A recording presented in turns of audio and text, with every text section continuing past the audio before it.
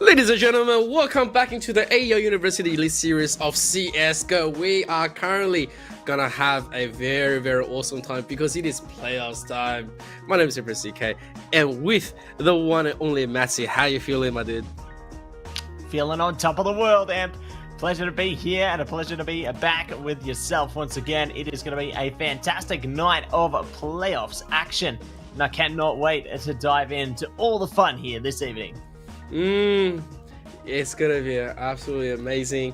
And of course, obviously before we go into any of this, we gotta obviously thank the sponsors that makes this event an absolute possibility. If you do the honors once again. Yes, I will. Starting things off, a big shout out to Predator Gaming, the gaming PC partner who provide high-end gaming-focused PC solutions in both laptop and desktop formats, powered by Intel. Next up, it's AOC. AOC Monitors, the gaming monitor partner, who provide best-in-class monitor solutions for gaming and all other needs. And next up, it is Indomie, the noodle partner. Made with high-quality flour, selected ingredients, and spices, a plate of Indomie mee goreng will certainly brighten up your day. Try any one of the flavors available today from your local grocer or at indomie.com.au. And last but not least, it is Game on Cancer, the charity of choice for the AEL who fund much-needed cancer research projects. If you'd like to donate, please head to the AEL's Tiltify campaign page and check out the QR code below. Thank you very much, Matty, for always doing our sponsors some justice. And of course, guys, make sure to check them out when you do need to upgrade your gear, or if you're hungry, or if you want to, feel a little bit more generous to donate. Make sure to go and check them out. And of course, coming back into tonight, we've got quite a few things to show. The first thing, gotta go through the standings. This is obviously after 7 weeks worth of playing. You have RMIT at the top with undefeated going through, and then UTS, UAM, Monash following through for tonight. And of course, the Stubby Swinburne, UCIT, and Adelaide University did not really get into it. So looking into the bracket right now, you have RMIT against Monash and then UTS against UAM in the best of three to contend for the grand final spot. And of course, the lower one will go to the third place match in a best of three as well. It's going to be quite interesting coming into it, and then going to the teams as well. Obviously for the first one, you have RMIT versus Monash. So representing RMIT side, you've got Kaya, Mako, Danger, Lime Swift, and Rofiko. And Monash, you have Captain Yang 9, J10, Sentinel, Mang, and Dino. Like, this is something that we've seen spectacularly how they've been able to compete this whole time. And we've seen some really good, amazing synergy coming out from both sides. And it's a how can I put it? RMIT, this squad has played pretty much with each other from the beginning to the end. They know exactly how to play it and know what to do. But the biggest surprise here is when you come down to Monash, how far and how greatly paced they've got themselves into to make it into the playoffs. Like, what do you think, Matty? Yeah, I think that it definitely is a true reflection of how much hard work and dedication the teams have been able to put in to really get themselves to the place that they are today. RMIT being very solid all throughout the season there, and obviously placing their way to where we are today. And Monash scraping through very close in the ends there, but by the round differentials, they will make it. So we've got our vetoes up on the screen now. Obviously, it's Inferno, Vertigo, and Mirage. Pretty tale as old as time, Veto, you could say now, Obviously, keen to see how things shape up on Inferno, in Vertigo. Love that. I was about to say a Vertigo. Could just be you Vertigo from now on. Yeah, we love a bit of Vertigo. No, it's going to be Inferno to come up first. It should be a fun one. I think it's good that the teams can really feel each other out on that one. I know that RMIT are really solid on Vertigo, so that pick makes sense for them. And Monash might have a straddle or two on Inferno, but I don't think they should underestimate RMIT by any means, because they're pretty solid on basically every map at the moment. Like, from what we've seen, RMIT are able to pull themselves together in a lot of situations. So it's definitely going to be a very drawn out series. I think Monash is going to have a lot of pressure to try and take away their map pick on map one, because as soon as it gets to Vertigo, I think that RMIT on paper should be able to take that one. But Yeah, I think Monash's greatest hope is obviously to get their own map pick and try and play for map 3. If they manage to take it in 2, fantastic. But I don't know. I feel like there's a strong wind sailing in favor of RMIT on Vertigo. Yeah, I agree. We've seen a lot of good stuff coming from RMIT playing Vertigo. The only times they were challenged was, I think it was once by either Yun and SW. I think that's if memory is serving correctly. But then when we come back to Monash, they've heavily favored themselves into Inferno against all the top 2 teams. They love playing a round of Inferno to begin with. Every single time they've been able to take quite a strong standing, especially onto the T side, which is surprising because most of the times it's very CT favored. And yeah, Monash they've had a few struggles here and there, but the one that's the most worrisome is probably if they do get taken away on the decider on the beginning. Vertigo, when we go in, RMIT is very competitive, very strong when it comes down to it. We're seeing a lot of 1-on-3, 1-on-4 situations where RMIT was not supposed to win, but then you just see this kind of like gun blazing plays that defies all odds and expectations, and they end up turning the table most of the time, which is very surprising of a showing and very competitive, especially into the B side. We've seen multiple of those kills come out, but yeah, like all hands are held right now. We're all thinking, what's going to happen on the first one, because Inferno is the biggest one that Monash needs to clear away. That's their current win condition for the night, is if they push for Inferno, they win, they go through Vertigo, and they go for Mirage. Like, that's the way I will probably have my mindset against, the top undefeated team throughout 7 weeks. Yeah, absolutely. I think that if it does end up going to a map 3, then it's very possible for Monash to be able to pull through here. And just a reminder, this is going to be pretty much a rematch of week number 7 in regulation there. And last time these 2 teams faced each other, RMIT did manage to scrounge away with the win there. So we'll see if we can find out how this one's going to go, because obviously there's plenty to see there. But we'll see how things go tonight, Richard. Yeah. Oh man, well, we've also been given instructions to visit a certain embassy because because it runs it. That's, we're not gonna say who or what or when, but yeah, exactly. With that being said, though, I'm very much looking forward to it. Inferno is going to be quite interesting to see if Monash has packed away and did their studies against RMIT, because this is obviously one of those matches where they want revenge against RMIT, who has beaten them onto, obviously on best of 1. But, that's best of 1. We're playing for the best of 3. We're playing for a chance to dethrone. We're playing for a chance to advance into the grand final spot, to compete, and forever make yourself a legend. There's going to be multiple things and factors that's going to be playing into tonight, and personally, it's going to be good. I hope, both teams going to bring us, an absolute banger of a series to begin with, and really heat it up. Really show us that this Elite Series has trained them to become even competitive and even more better as a team. Oh, we've got a message on screen there. It says, if you Cambodian embassy, you will see a picture of Ruffleco. Apparently, he runs that place. So, there you go. If you ever end up there for some reason, you might just see a legendary picture of Ruffleco. So, maybe he'll sign it for you if you like it. Oh, well, there you go, coming in. I can't believe it. This is 7 weeks worth of fun, and now finally coming into a semi-finals run tonight.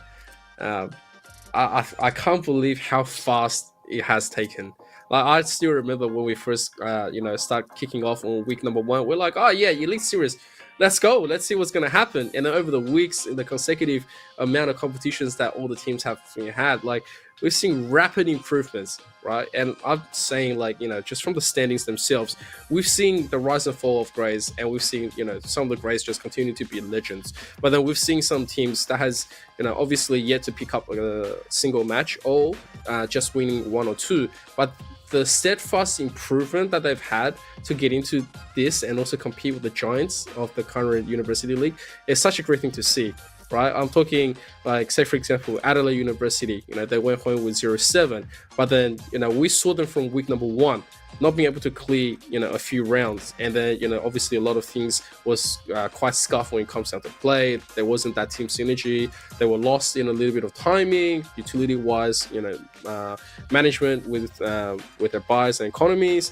And now, if we just look back into last week, we saw Adelaide University do quite amazing.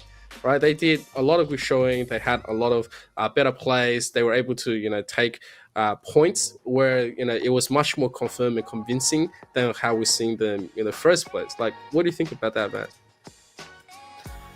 Yeah, I think that things have definitely progressed over time in the season. Like, I think that both teams have had, a bit of pros and cons, let's say, throughout the season, and I'm eager to see, I guess, how those are going to be showcased this evening. Maybe they bring it out Gear 5 style. Maybe they bring out the onigiri, like our favorite swordsman. Who knows? We'll see what happens, though. Jumping into this one, I think it's going to be a spicy matchup indeed, and I'm pretty excited to see how things speed ahead here. As yeah, I think we're going to have a fun one on our hands. That's for sure. Yeah, you mentioned onigiri. Like, that's enough for me to get my palate going.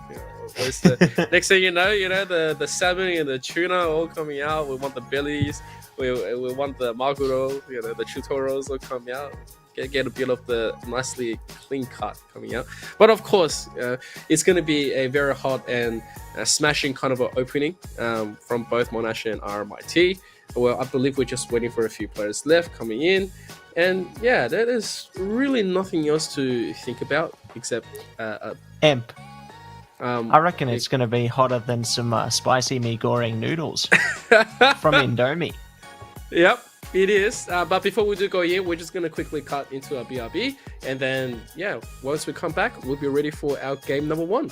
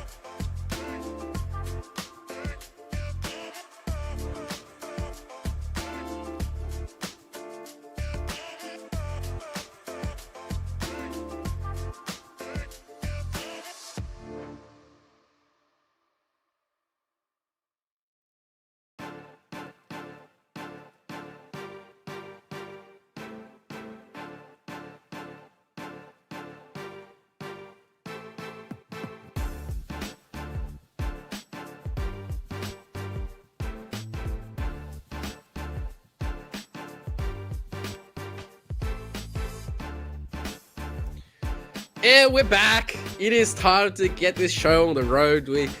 We're just getting everything ready. But yeah, let's go straight in. It's Inferno, baby. Yes, it is. We're going in game. We have some subs that have come through as well. Necro, no more Ito. And LFX will be playing as well. And we are not going to be in game. We are going to be just heading in to us for a sec. Looks like we've got some technical difficulties there, so we should be getting back into game soon. I think the game might have crashed, if I'm not mistaken. So we'll fix that up in just a sec. But thanks so much for bearing with us. We got a preview of the game starting at least, so that's nice. Hey, it's good on CS. It happens. It's always glitching out. We all know the story. At the end of the day, if you ever played CS or even if you're playing on land, this stuff happens, and it just gives us some more time to meld and talk about just how amazing some Mega Rain actually tastes. So if you still have yet to pick up some Mega Rain, for tonight's broadcast, especially now we're talking AEST time in Sydney, 6:16 p.m. It is time to get some of that ready for the kettle. Prepare your packets, prepare 2 packets if you want, crack an egg into it, and that is how we get a very beautiful snack going on before we go into this broadcast. We love Indomie mee goreng. 10 out of 10. Honestly. Absolutely. I'm not sure if you saw this a few seasons back, Matty. Like on my Twitter, I actually posted that after the cast, I was gonna go and make some Indomie, and people didn't believe me, and I absolutely did.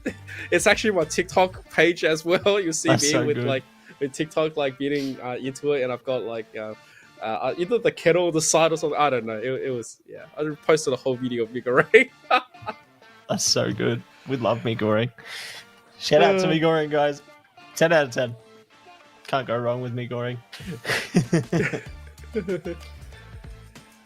Looks like update round 1, the pistol round, has gone to RMIT. So we should be getting into the game pretty soon. Obviously, unfortunate that we did miss that one, but you know, these things happen. Have you tried turning it off and on again? That's what we're doing right now. We should be back into the game pretty soon here. Yeah, it's gonna be fine. It's gonna be just fine. By the time we'll find the One Piece soon. We'll find the One Piece. Yeah, we'll find the One Piece soon. Last 15 years later, it's like we have finally arrived on the island before Laugh Tale. That's the way I see it. But then again, just to let everyone know that Matsi is ready. His body's ready for the return of Bleach. I am. I'm so ready for the return of Bleach, honestly. So, last season, or the first core, as they're calling them now, part 1, was awesome. And I can't wait for the second part. The trailer actually dropped the other day for the new season. So that's very exciting. I think that's going to be awesome. Maybe the same kind of energy as last season, maybe even better. I don't know. Last season, pretty much every episode was a banger in my eyes, but you know, maybe that's the nostalgia hype talking. Who knows? But I tell you what, though. I'll tell you what. For being a fan of Bleach since the beginning, I will say there's only one part that sort of left me down. Only one part out of all of the new returning Bleach. Do you know what that part is? No. And people's gonna probably disagree with me here. But the opening, yes, the opening music, oh my god, it is amazing. But I was expecting a vibration within my soul because every time we had a brand new opening for Bleach, especially when things are gonna go down, if we go into the Bleach Society one, we'll get into it. But with that being said, we're going to round number 2. We are. Here we go. Round 2 getting underway here. Lime's going to be blocking their teammate. That's rough. Pretty rough.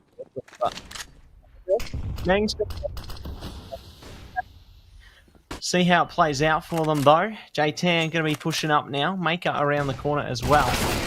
Does get some shots out. Nicely done by J-Tan there. Good trade from KO, though. Will be punished twofold. The T is really finding some prominence here. Let's see how it all goes down heading into the rest of it, however. Because we've got a bit of a game on our hands at the moment, Em, and I'm sure there's more fun on its way, too. Here we go. There is the objective being planted. And, they pick up a huge kill on Kaio, and now it's up to line 1 or 2 situation against J-Tan and Necro. Lime, though, just waiting for the flames to be doused, and slowly he walks up. Hasn't really spotted the Coffin player just yet. J-Tan's around making this difficult. And then, of course, as J-Tan cleans this one up, and they are going to come out of nowhere after dropping the pistol round and come up with a win. 2 guns of objective. Oh, Monash. They pick up a very important little bit of play. Yeah, really great they're able to take that round back there, especially after losing the pistol round. Definitely going to be a good momentum builder early on here for Monash. We'll see if RMIT are going to be able to find a response to their own now, though. Try and zone things out. Shots coming through there. Not going to be able to catch anything yet, but at least they're playing from a distance here. Eager to see if they can find any further prominence here. I like this boost from Maker. Definitely can find something. And Lime's on a really tight angle as well. Does get shot down just as soon as we look at him. He gets taken away. So unfortunately not able to use the CZ. Ruffleco should be able to pick it up though. Well, that body could actually prevent the line of sight from being found by Ruffleco. But they're falling back. Danger. Not going to be able to attack either. Forced to back off. Their teammates are helping them. They're chipping them away, but not today. And it's some great stuff coming out there for the side of Monash. Just wiping them out one after the other. They almost lose one member in LFX there, but ultimately, well, there you go. Ruffleco finds one. So, not the worst outcome. They picked up the Mac. Not too bad at all, but otherwise, I don't know if they're going to get much else. Yeah, good crouch from J-Tan. It's going to be a solid close from Monash there. So they should be able to power themselves ahead a little bit more now. Just get themselves on towards round number 3 in their favour. And then when we hit round 5, we should be seeing RMIT in that buy situation there. Yeah, it's a really nice round coming in from Monash. They managed to avoid most of the danger of dropping expensive guns. A Mac is obviously going to be replaced. AK is a different story. M4 is the same thing. And now RMIT is another round of Eco. Lime, meanwhile, with the beautiful Zeus, just waiting for an opportunity. Anything he can. He's going to be spotting up most of the players, hearing a lot of noises from Monash. And the rest of RMIT, 4 members, was just stacking around B, thinking to get an opportunity. Unfortunately, Lime has paid that information with his life, doesn't get the Zeus as well. And now the rest of RMIT knows that the objective is completely locked down, but it's just going to stick around to make sure that they cause maximum amount of damage. Yeah, they definitely want to be able to do as much damage as possible here. Especially stuck down with those pistols. The more damage they do, the more players they take out. It's going to be more beneficial for them, but I don't know if they're going to be able to find it, to be honest. They're really trying for it. There we go. Danger finds one, but ultimately it's one and done there, so not going to be happening today. Monash will be able to cleanly take the one, only losing one member, and it will be round 5, well and truly on its way here. So good that the CTs are able to get their way back up towards the primary weapons. They've got a decent amount of utility as well, so it's not the worst situation to be in, but still, things could be better. Alright. Here we go, Monash once again. Going up to get a little bit of a response coming in from RMIT, but RMIT holding quite strongly. They do have the bias, whatever they could. Kaio with the FAMAS onto the side, looking to try to control as well with Danger looking up on top of B. The rest of RMIT trying to form a boost, but it's not happening right now, and they said we might just have to give up. Oh, no. They're not going to give up. Rafako has made it up there, and they are going to wait a tiny little bit, waiting for the utility to come through. Oh, it's quality coming in, but Rafako onto that boost, gets a triple and shuts down Monash's front. Yeah, great that they're able to hold them off strongly there. There's still 2 Ts alive, though. Necro and J-Tan pushing up Banana. If they can overwhelm Danger and make it here, it might work out for them. Nice shot from J-Tan there. Opens the account. Maker able to play divisively, though. Does find the lucky shot in the end there. Will be able to keep the defense alive for RMIT. So well played by RMIT there. They steal around back and make a crack in the armor of Monash. Monash, though, still got a bit of money behind them. They're going to be buying up fully into this one and looking to see if they can do some further damage of their own.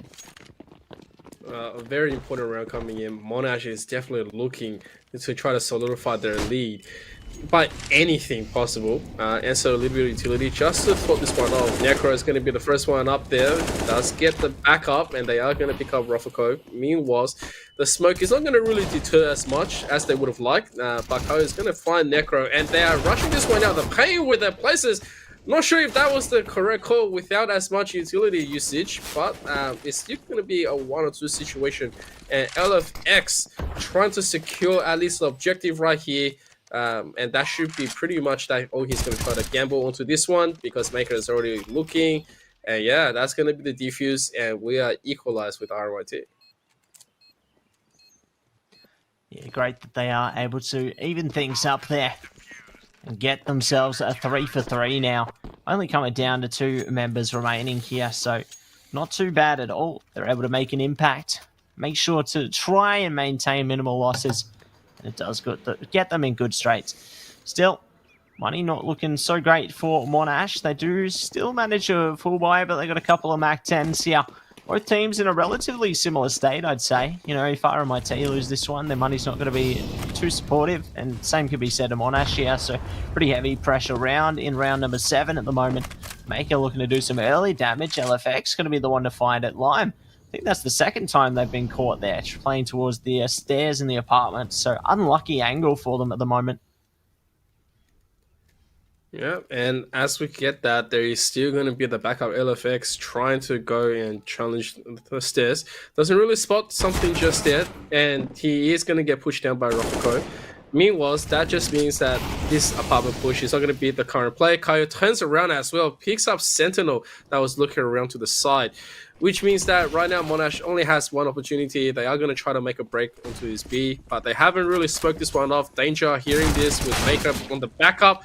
They are going to try to get as much as they can, but most of them has been taken out. Now stuck with a 2-on-2. JTN sprays Danger through. That's going to open the opportunity that they were sort of looking for, and Kayo is going to try to split his chances into the smoke. Notice that there's Super is just looking. He's trying to get the perfect angle. However, there is Mang with the AWP onto the side. JTN holding onto the corner. Kayo does have a kit. He can slowly play this. He does have 2 flashes left. He can just throw both at the same time. But no, Mang instantly holding the angle takes him down, and Monash breaks away with a win. Yeah, good for them to break away with a win there, take back the lead in their favour, and that's going to plant the seeds of further cultivation of rounds in their favour as well. So RMIT going to be stuck on the pistols for the minute. Does give a bit of power to Monash here to really try and do the very best that they can, but we'll see how things go down now. As the T's look to just wait patiently. We get a spot in mid though. Nice kill from Sentinel there. Looking to back up with some more as well. I like this tight angle, but Ruffleco does actually find the better end of it this time. Nicely done. Keeping the player count nice and even for the second. 4v4.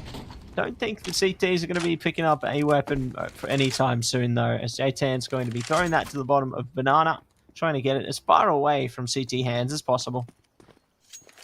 Yeah, gun DNR is going to be paramount. They realize just how much potential can be opened up if any of the players from RMIT does pick up a gun.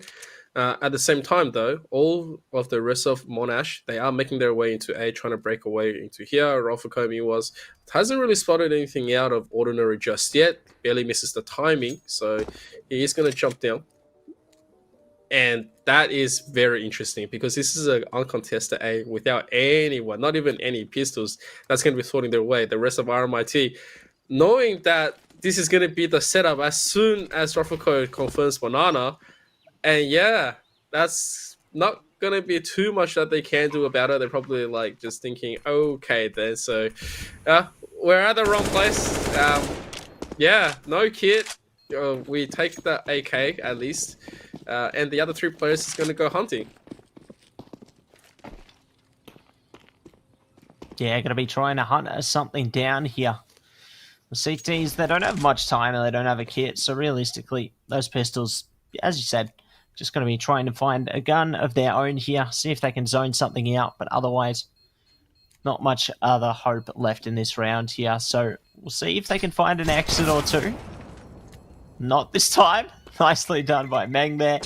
But ultimately the round goes bye-bye. So Monash will take another one in their favour. Good Ruffleco to find an AK out of that round though. I think their team should be able to go for a buy here. Like Lime's money's not great, but I think Ruffleco can drop for them maybe.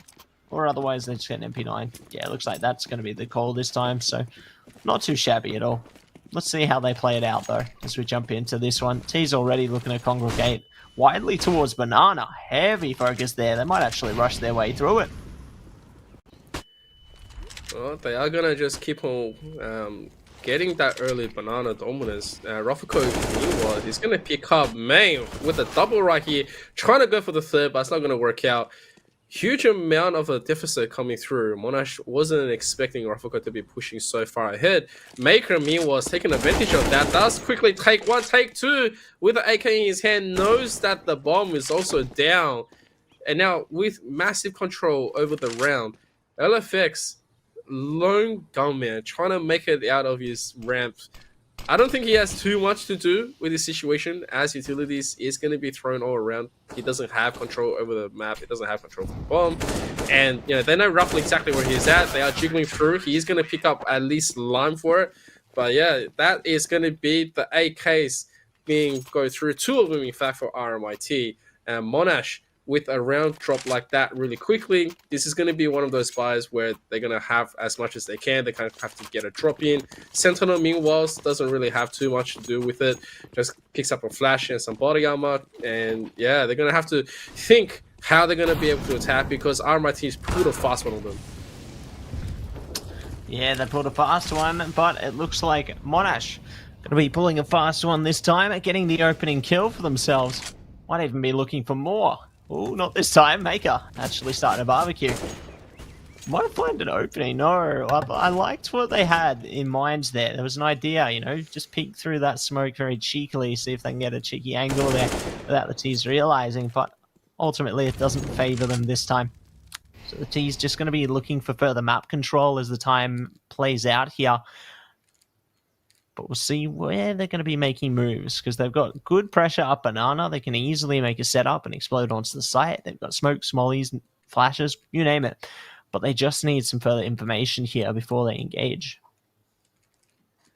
Yeah, Monash, we've seen them do quite well onto this map. This is their pick. This is the strength that they're going to show. Sentinel, meanwhile, he wants to at least pick up a gun, which he now has. And very wisely, they are going to at least invest some utility going through. And now all of their members are ready for a big tackle. They're waiting for the last of utilities to come through. They are going to invest this one in. Very important for Danger to have a look. There's the flash. And he sees all of them, but it's not enough to even get a kill out of it. Meanwhile, J10 onto the side is first one. He jumps on Maker. And now that is going to be a very tough angle for the rest of RMIT to get through. But Kaio is still going to pick up a kill at the least. Yeah, going to be happy with that one for the time being. Does give them a bit more confidence here, but don't think they're going to be really going for it. B site is pretty hard to retake, and they've got main to deal with the AWP, as well as a couple of riflers there. So looks like this time they are just going to be going for that save call. So unfortunately, just as they get one round between them, they are forced to stay another round back here. Oop. So we'll see how things play out there as we get Monash taking away round number 6 here. Not too shabby at all. Now, RMIT, they've got some money in the bank here. Looks like they're going for it. One of them stuck on a scout, sure. But the rest is going to be looking pretty chuffed with their rifles. The util is not grand, but at least it's enough. You know, they're in a good position here to play with it. Nice shot actually coming out early on there, Meng. Okay, Meng takes out their teammate after finding a bit of damage to themselves, and the CTs are just capitalizing on this momentum. Ruffleco's found a kill on a Meng there, finding a bit more damage. Sentinel and Necro are looking so confused right now. They don't know where to go. They're so separated. KO might find an opening off this. Yeah, they will. They're not playing together at all, and they're just fumbling. What a round from RMIT there. They completely take advantage of the calamity that ensued. Oh, that was just chaos. Absolute chaos. You would not think that one scout can do so much damage, but then, you know, not only do we get a team kill, the whole of the squad lost their lead. And right after, it's a devastating affair coming in. Enacted from RMIT, a forced error that's going to be remembered sorely. And now Monash, without that little bit of economy, they're going to try to force their way through at least the A side. They're going to go through apartments, try to go for this full setup.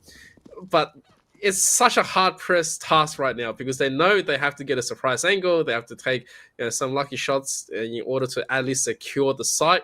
And the rest of RMIT, they have players, you know, already invested. They have everyone just waiting for the possibility of a surprise take. And you can see from the angle, they're not willing to move or, you know, get any sort of unfavorable trade. And right now, Monash only has that one opportunity as they are going to barrel down with the flashes. Rockford going to quickly take that first one with a second. They all go down, and it's just going to be a one-way slaughter for RMIT as they close up with a 6-6. 6-6. Not too shabby at all there. Goes to show just how things should be progressing here into our playoffs side of things here. And very keen to see who will be able to pull ahead at the end of the half. Like RMIT, they're in a bit of a driver's seat position, considering Monash is going to be stuck down on a pretty drawn economy. It doesn't mean the result's going to go necessarily in RMIT's favour at the end of the half here. Great double spray down coming out from Maker though, looking straight through the players, and Danger going to be able to rip apart those layers as well. Ruffleco finds the pick down mid there. So nice clean round for the CTs there. Good positioning here, but Monash now going to have enough cash to buy up and are looking to go toe-to-toe leading into round 14. It's a very, very important round that Monash has to close up right here. Obviously, you want to stay competitive as much as you can before you do switch into the CT mode. My current question is how much of it will they be able to do? And Sentinel gets picked up first is a little bit of an advance that you don't want to be losing in the beginning, and Main as well goes down. That's most of the utilities down as well. They didn't have that much to begin with, and now so after Necro LFX worth of, and J10 doesn't have it as well. LFX is down, so right now it's a 5-on-2. Both players from Monash trying to make a way in. Danger working off that one flash, spots the one, sprays J10 down, waiting for the second, and that is pretty much it. Like, they just got completely dissected from RMIT, and Monash, with the early little bit of map control, they are looking nowhere near like how they started. And this is the last round before we switch. Monash looking to at least close out one more, but their economy is not going to allow them to say that they are as confident when it comes down to the gunfight. Yeah, not going to have that confidence at the moment. But at least confidence has been found by Ruffleco, pushing straight down mid. Does get found with the flash there. LFX actually good for 2, so 3v3 now. He's managing to really do some good work here. Forcing Lime to get the heck out of there as fast as possible. Don't have much to play with either. They got a flashbang in the incendiary there. Luckily, Danger was able to support them. Necro going to be the last player standing now. Looking to see if they can manage to do something else. Good to tiptoe around. Might find the timing. Maker. Oh, no! They find it, but they don't get the kill. This is devastating for Maker there. Necro actually has a really good chance now. They've got so much time to play with. Util in abundance. This could actually be perfect, Em. Yeah, Necro, we were staring at a 5-on-2, and then out of nowhere, we're on a 1-on-1. This is, a very fast effect that went from the last round to this round, where most of RMIT was looking confident to quickly dominate. So they did some unfavorable trade. Ruffleco rushing to the front, pick up multiple kills, but it's only until Danger found the rest to recover this round. Monash now does have the opportunity, does have at least a little bit to try to focus this one out. Oh my goodness, and Necro. Slow play, just like you said, Matsy, and played that one to perfection. And they did do as much as they could. 8-7. It's a very, very competitive score. And now we're going to go for the switch. RMIT does have just a 1-round lead. Like, it's an opportunity to see what they've got. And Monash's pick is not too bad. The CT can be doing a lot more into defensive. They just have to gamble right a little bit, and they should be doing quite swell. But it's half the win condition being laid out for Monash. Yeah, the win conditions getting nice and close there, but we'll see how things go down into the pistol here. Monash doing the best they can here to hold on, getting wiped out by RMIT, just completely walking over them at the moment. RMIT do manage to get that bomb planted down there as well. So great place to be in for them, if they can keep hold of it. CT's going to be pushing up from the library side as well as up Diggity now, trying to see if they can divide and conquer, so to speak. They do catch KO.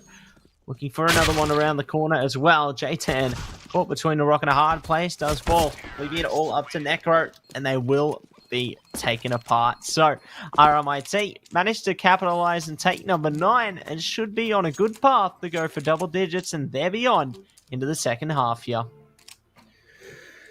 It's a classic opening by RMIT, who just wins most of the time when it comes down to the pistol rounds.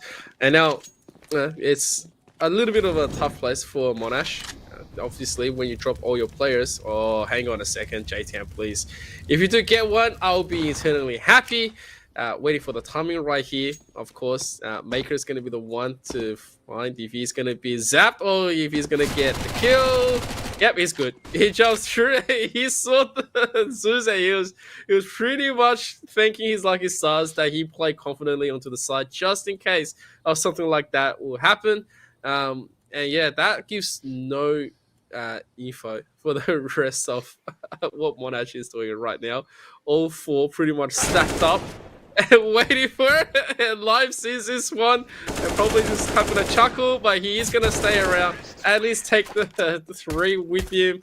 It's a very interesting, very fun play from Monash.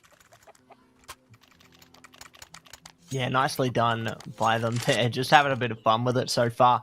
And what more can you do, you know, when you egoed out like that? But at least they do manage to get themselves into that buy position now, so they should be feeling relatively comfortable. You know, they've got quite a few smokes that they can rely on early here. The T's might just look to push through it, though, just like that. KO. Good for one. Lime able to line up the second there, leaving it up to Sentinel to try and desperately hold on to this B side here. Rotation already in order from LFX there, but it looks like the T's have achieved their objective. They've managed to make an impact and are actually changing the pace up towards the A site instead. And this over-rotation might actually cost the CTs. Meng, at least finding one there, trying to back off to Graveyard. See where someone's coming from. They do catch another kill. Maker going down, so the T's getting isolated one by one here. The site finally gets broken apart, though. Danger looking to push up really closely. This angle could be massive. Oh, the timing. It works, though. Sentinel gets shut down. LFX spotted as well. And Danger manages to claw away with the round. Not bad at all. That was a very, very awesome setup. You acted by the side of RMIT. As soon as they started playing, Main, you know, did his best to defend, but then right after, RMIT said, all right, no worries, you're having your moment, then we'll do body to body until we bring you down. And then right after, you just saw it. One win for the plant, one win for the immediate counter play. And, you know, as a result of both timing and, you know, probability coming out, RMIT favors that one really heavily. They bring Monash down to another round of eco. This is kind of rough because, you know, there isn't too much that they can buy right now, and the rest of Monash is just looking for an opportunity to play into this one. Sentinel and J10, they both pick up a huge kill right now, and they will take it. They've got that 1 AK over, and any more mistakes coming by RMIT is going to give Monash that capability in order to stay competitive, that capability to play a lot more aggressively into that defense and start looking into the hunt in reverse. And you can just tell RMIT right now, they say, okay, we've got to play a little bit more carefully right now. We need to pick up the kill as we should have coming in. Necro and Danger, meanwhile, is going to have that little bit of face-up waiting for it. Danger doesn't know where Necro is right now. Expecting the boost at the minimum. Necro waiting, looking at the jiggle, but Danger is going to be the one more practice and takes him down instantly. And Main picks up Rovko, which means that the rest of the members of Monash, you know, they are going to start playing for that aggressive counterplay.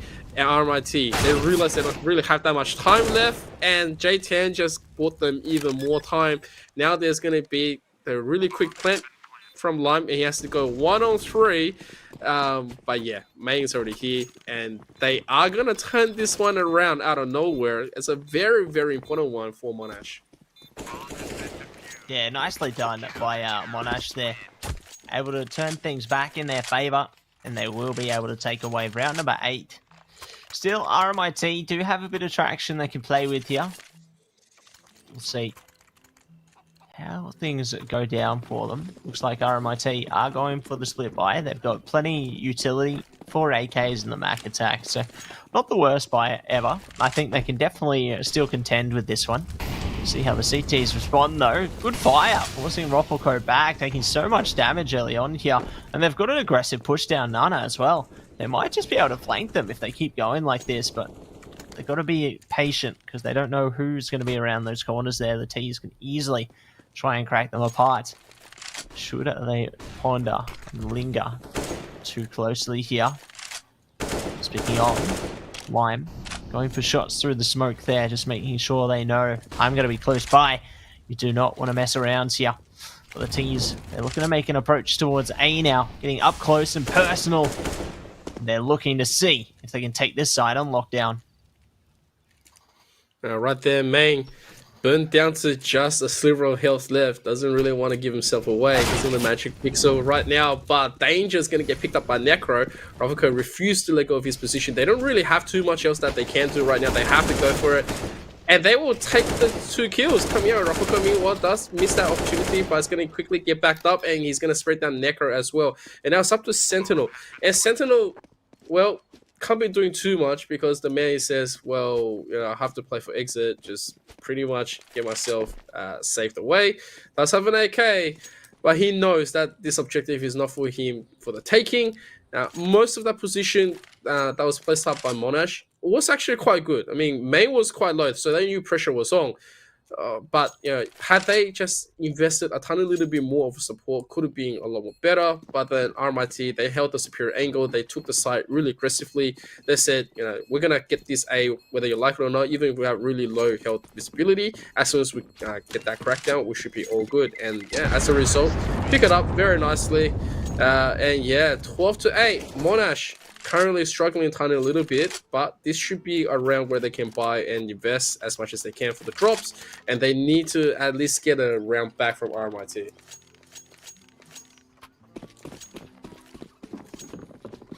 They really can't afford to be losing too many rounds at this point, can they? Because if they do, then RMIT are going to get it closer and closer towards just winning map 1 on Monash's map pick. Already losing a player though, RMIT. Great start for Monash. Might be able to redeem themselves here. Sometimes, you know, there is some philosophy where if you take that opening pick, it means that you can dictate the pace of the round and manage to take a bit more prominence here. But you never know what could be unfolding. Looks like the T's are going to be trying to take some of that apartment's control now. Going to waterfall onto the site. A couple down mid as well. Good nade in response. Does force them back there with the molly to pursue as well. T's still got a bit of time to play with though. But Necro just tucked away in Diggity. Oh, they can hear them. Surely they swing here. No, they're actually going to be spotted. Mang might be able to trade it back. Timing could be good, but not good enough, it would seem. LFX trapped, scared and alone. Mang does at least manage to zone out one here. LFX giving himself away. Shots coming out. They do manage to recover the spray, though. Lime going to be able to shut down Mang. It's all going to be down to this 2 versus 3. Rockleco critical. They find the pit player. They've done it eventually. And it's all going to be up to J10 and Sentinel. Lime, last player standing. 2 angles to worry about. Fire comes out. They found one. Falling off to the corner. And it's going to be saved by J10. So a much needed round. And it works out for Monash. That could have been super dangerous coming in from Monash, but at least they played all the way until they knew exactly what to do. And yeah, credits to LFX and Mang really holding the side down as much as they could. Mang missed that opportunity early on, you know, had to reposition. Same as LFX, you know, under so much duress and all the utilities barreling down upon them, they take a little bit of solace in all the confusion, and while they remain unsuspected, they were able to take away really key ones. Mang, oh, barely missing that timing right there, almost gets done in a way with that one. Thank goodness he was already on the path of retreat. You can just tell how much RMIT players wanted his blood, and now LFX once again just looking to the boilers, gets a shot out. And KO here knows this. He's going to quickly come out and take him down. Sprays it in. That's at least a gun that's going to be given away. Mang meanwhile sees too many. Tries his best. And it's just a 1-to-1 trade right here. RMIT getting this side means that they take that 3-man control once again to present that problem for Monash. Yeah, many problems ahead of them, isn't it? They managed to do so well in the last round, but now they're stuck here. 2 versus 3. Trying to see if they can break into the A site. Considering the util that the T's have been relying on and the limited amount of time available, the CTs might just have to concede this one. Like, they're already looking to just creep away through Archway there, tread their way over through towards CT spawn, and RMIT, they're going to be good for 13, but it's so rough for Monash right now because they can't afford to be losing these kinds of rounds, you know? Otherwise, they're just going to be swept up in the sandstorm of rounds that RMIT seems to be building up here. Unlucky for Danger. Looks like they're going to be caught in the sandstorm this time, actually. So, there you go. I think Danger, I don't know if he missed the jump or if he missed the timing in the end, but he was like, oh, wait a second, I'm not going to survive this. I got to run. Very unfortunate that he has to rebuy his weapon, but it's going to be okay. They're in a little bit of a commanding lead, and Monash can feel the heat. you can see players buying MP9s and from us trying to do as much as they can. In this situation, its uncertainty is a lot more greater than usual, and Monash, while they are down 4 rounds, they need to at least get this one back. Trying to go for a flash spray here does do a significant amount of damage, but unfortunately it's gonna just give that one away. Right now you don't really give too much effort back into the position, but Roffelco is gonna see a stacked boiler play. It's going to be the 1-to-1 trade, but LFX very low himself. Trying to at least get away with utility, but that's not going to happen. And yet the rest is up to Necro to at least defend this one in. Kaya was already in for the backup. Look at just how efficient they were able to play and dissect this one in.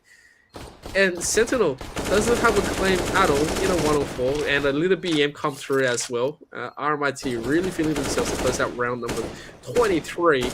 And Monash got to start thinking about what they have to do, because they're not going to get this round. And all of a sudden, they're going to at least disable the orb from Maker. That's something right there. But next round, it's still not going to be a lot of economy for them to work with. It's rough. Yeah, it's not a good place to be in at all. And like losing another member there, Monash just struggling their way through this one. It's so tough for them. They were looking really good, like in that first half. You know, everything looked really competitive, but it seems the bells have rang now through the bell tower, as we can see at the top of the map there. And unfortunately, they're just starting to lose some form a little bit. Like they're on to another eco here. At this rate, they're probably just going to have to play for OT or nothing. And I feel really bad for them, you know, because they had such a strong start, but RMIT seemed to just go to the next level on their T side.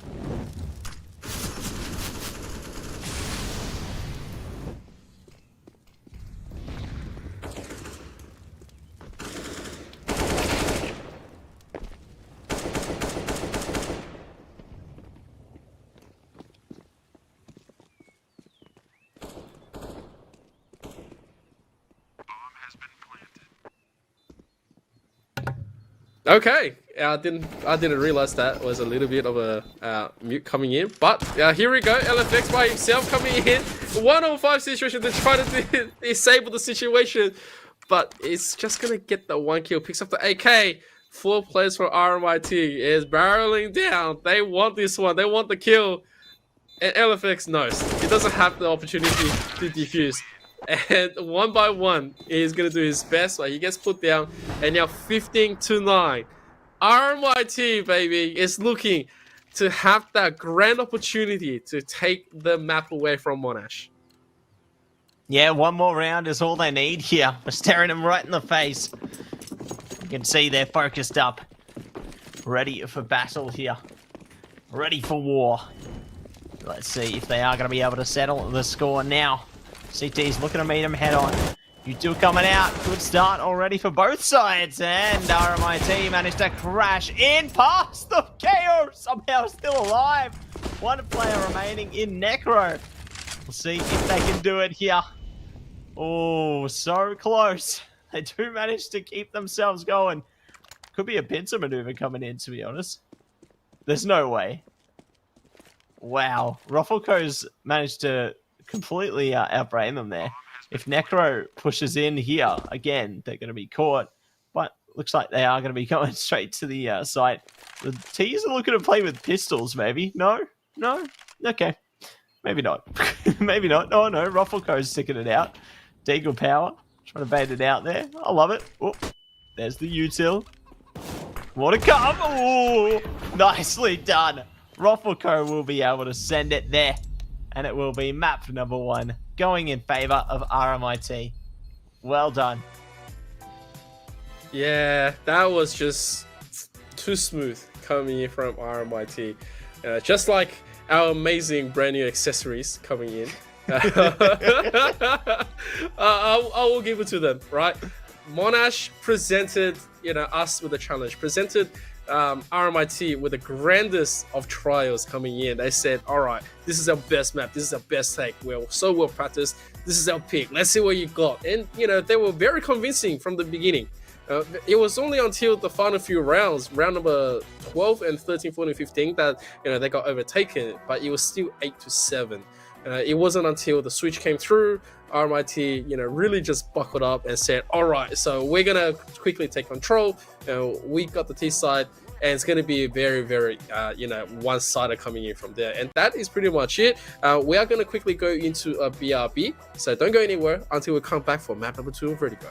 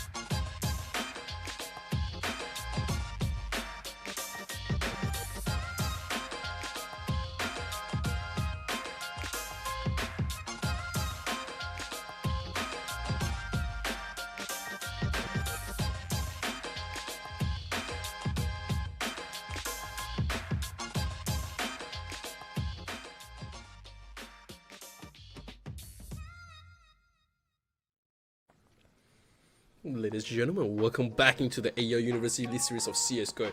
My name is Empress CK with the one and cool guy, Matzy. For map number 2, how do you feel?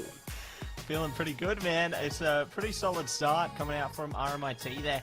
Really unfortunate that Monash, they started off pretty strong, like 8-7 at the half-time point.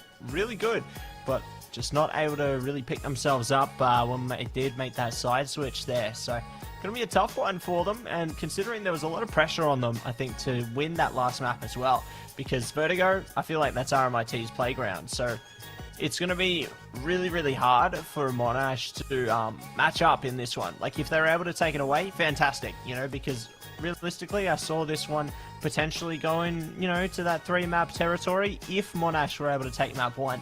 But now, we're going to RMIT's playground, map pick, Vertigo. Ooh, it's dire straits here, Emp. I don't know.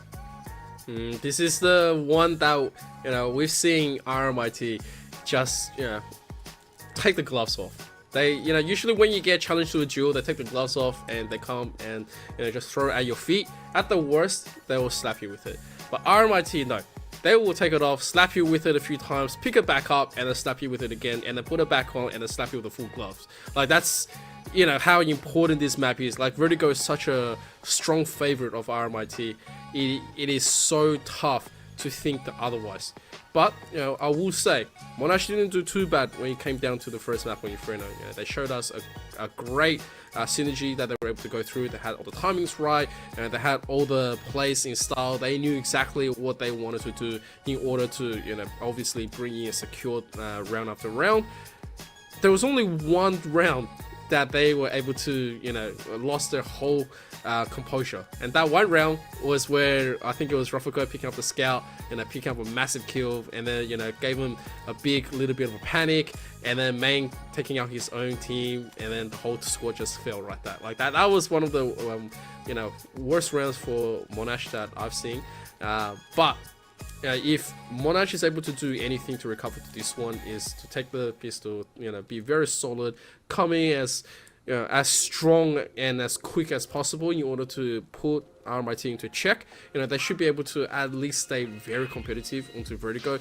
It's just timing wise, it is a very scary stuff, and the only time I've seen RMIT struggle onto Vertigo is when they were challenged, round after round, only at B. But A was a completely different story. Yeah, A side seemed to be a pretty different story, absolutely. Like, they had, I guess, a bit more presence there, but yeah, it was just so tough for them heading towards the end of Inferno. Like, I don't know what else you can say there, really. Like, Monash, unfortunately, they just weren't able to deliver the same kind of capabilities and energy into the second half that they did in the first. You know, they managed to really keep it close and competitive throughout the first section there, but unfortunately just getting swept up in the sandstorm towards the end of that one. But let's take a look at our bracket before we do get into things here, just so we can see how things are looking. Obviously, this is our first semi-final best of 3 there, and RMIT going to be taking away map number 1 in their favour. And we got another one tonight as well, don't we? Yeah, we got UTS versus UOM later this evening. That's right. Obviously, RMIT, best of 3, and then we have UTS against UOM. Another very important round coming in. Both UTS and UOM, they've been playing very closely. I would say that's a much more closer one out of nowhere coming in. Because right now we know RMIT is in an absolute advantage. If they do push for map number 3 because of Monash, then obviously that's going to be a different story. But I feel like right after the second best of 3 that we're going to have, it will be a very interesting story to see where UTS has prepared themselves against UOM. I do believe UOM barely scraped themselves by as well with the round differential, and everything else that has come through. But with that being said, we are ready for map number 2 on Vertigo. This is RMIT's pick, so Monash is going to start on the CT, and let's see what's going to be the showing, because just like that, man, Ruffleco himself with the Sunnies, we got ourselves all, and it is time for the opening of Vertigo. That it is. We're jumping in to the fun house again here. Gonna be able to see Vertigo get underway here. Good shots coming out already. No one going to be on the receiving end as yet. We'll see if that is going to be the case. Heading through to the rest of the round, though. I like this angle from Necro. Waiting patiently for Ruffleco. If Ruffleco finds the timing, though, they could get caught, or they could be doing the catching. Oh, love the patience. Oh, no! They didn't get the shot there, so Ruffleco and Maker will line up the first 2. Oh, this is a rough start here for Monash. I can't believe what I've just witnessed. Like, they had the shots lined up, they just weren't able to pull the trigger at the right time there. So it does work out for a plant here for RMIT. And now following it up is Lime. But Sentinel, not going to allow them to zoom past. Seeing the map for a second there. I thought maybe our observer was going to write us a message in a bottle, Not this time, though. Shot still coming out here. 2 players standing, and it's all going to be down to LFX, but it will be RMIT flexing their way through round number 1. I think that's just the early round jitters coming in. Necro, he had everything going for him. At that point, he could have just went for the knife and could have been done with it as well. I'm very surprised that he didn't take Ruffleco down. But with that being said, this is the beginning. Ruffleco is going to quickly find a kill onto Sentinel. They are going to try to clear this B site. Haven't really spotted out LFX just yet, but they should know exactly where to handle the situation. LFX, meanwhile, is going to take Lime down. They haven't responded to his position. LFX getting a double kill out of this one. We'll take that one.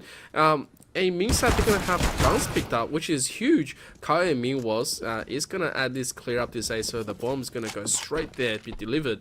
But yeah, a very crucial mistake committed by RMIT, trying to clear the B side. And that mistake has costed 2 guns going over to Monash. Yeah, it's going to be a tough spot, isn't it? They're not going to be able to really get a second round, or get a first round, as a matter of fact, in their favour. Monash, at least, they do have the 2 guns to play with, though. The Krieg and the AK are going to be great additions. Well, maybe not the Krieg anymore. Necro might get a spot if they stay patient and stay on this angle, though. Interesting approach from Maker there, I thought maybe it was that song, It's Raining Man, It's Raining Maker. Hallelujah. But unfortunately for RMIT, they're not going to be able to get the kills this time. So losing many more players than perhaps they wanted to, or should have for that matter. And it does cost them. They are going to be buying up guns still, yeah, but the utility is bad. It is not good at all. So Monash might actually have a bit of leeway in this one. Yeah, with a flash right there, Sentinel buys a little bit of information and just quickly clears himself away. Meng, meanwhile, is burning down to 49. It's a little bit of a story here where Meng is trying to go through with a smoke, just waiting for a surprise peekaboo with RMIT. I'm not sure if I fully agree with this one, as Necro is going to get cleared. Meng's very low through the crossfire. On 3, in fact, he's going to at least get a kill. Right now, trying to go for the second one. He's not going to move, but Danger is going to clear him really quickly. And that is going to be the trade 1 for 2. Rufflecoat also has the swing position as well. He knows that he wants to swing, but the Sentinel is going to quickly take him down. With the guess, they are going to clear this one up. Danger is going as well. And all of a sudden, Monarch has found all the fights that they need. And right now, Lime is also going to run through. Does find Sentinel onto the side corner. Does have the bomb himself. Can't go for the plant, but is waiting for the smoke to actually pop in. Get his position in. He sees at least one player tucked away. Right now, if he does go for this one, it could be the biggest play swing. And he has to identify where both players are going to be. But unfortunately, Monash is going to gun them down. And that's going to be the first one on the board for Monash. Yeah, good round coming out from Monash there. Unfortunately, RMIT, you know, facing the consequences of their own actions in respect there. You know, they came into it with limited utility. They did have the weapons for it, sure, but just didn't work out for them in the end. So it will force them back into the eco zone for this round ahead of us here. See if they are going to be able to strike some fear into their opponents. They fear on forward. Danger actually elevating them forward here. They're trying to kill, but they aren't able to find any more. The CTs claw their way through. We get down to 2. Rufflecoat does have a teammate to pull through though. So nicely done by Lime there. Maybe they can get a bomb plan. Maybe not. They don't have bomb control. Still going to be in mid. They do find another kill though. Rufflecoat might not be expecting this one, but the smoke's working out. Necro does push around it and get the kill in the end. So 2 for 2 now, and RMIT stuck on another eco. Not a good place to be at all at the moment. Well, if they weren't reigning makers, then they probably would be in a better position. But we all know how RMIT is like. That's right. They say we go for those kills anyway. It does not matter. And as we come into this, it's a round of eco. They're trying to do as much damage as they can. And Monash, this is their prime opportunity to try to get this one in. But unfortunately, Maker spotting our Sentinel onto that little stride gives the gun away. Maker will work with this. And with that one flash into play, LFX looking to reposition, got caught out. And now you can see it just how fast this guy's synergized. Maker has to pick up a pistol at least. And yeah, the rest of Monash has to react. They have to go for it. This is a rather unfortunate situation where a fast play acted by RMIT. It's gonna make the rest of Monash pay for this one. And now it's just up to Necro. Everyone's down. RMIT on a round of Yuko. They said hallelujah, and they shall be granted a beautiful round. Yeah, looks like they found the genie. And their wish is going to be granted. 2 more wishes, though. Use them wisely. Now we've got Monash going to be ecoed out this time. RMIT doing a great job to take advantage of their own eco. And they do manage to find success here. We'll see if the CTs can find some of that same magic, though. As we jump in to round 6. Going to get close, and it works out. Nice trade from KO. They really needed that one. Well timed there. Won't allow the CTs to get any weapons on their shoulders. But then again, the Ts are pretty tagged down. I mean, Rufflecoat on 5, Lime on 4. It's not a good place to be in. 1 shot's all they need, and we could see players going bye-bye. KO's still going to be surprisingly full health, though. Considering they've been at the center of these fights pretty much the whole way through, I'm actually surprised they've remained unscathed here. But LFX going to be the last one standing now. Might actually catch one of the players if they continue on the same route here. Might be coming face to face with them sooner than they may even yet realize. But still just going to be trying to pace things out for the second. And probably just look to save that armor there. LFX won't have too much of opportunity right here. But yeah, it's a very interesting round coming through, or Oh, they are going to find him after all without dropping the very low place of Rothko and Lime. And they will take it. Yeah, it's always good to eliminate the problem, says RMIT. That's their core philosophy. The only good other side opponent is a dead one. You will never be able to, you know, save your gun, save your armor, save any utilities. You just, you know, get put to the ground. And so it's a round of eco coming through from Monash. And RMIT will take this one in stride. They will keep it rolling. They know they have the advantages. And just by how fast they pull the trigger is something that a lot of the teams can't really expect still. Like, you can be prepared for like maybe 1 or 2 rounds. But then out comes, there is going to be Lime. He sees multiple targets, but unfortunately, it's only going to take the one. Meanwhile, Sentinel and Necro both goes down. LFX at least has a gun picked up. They're going to try to save this one across. Meanwhile, we'll probably just be waiting for at least a corner peekaboo. Or could be at the top of the ladder as well.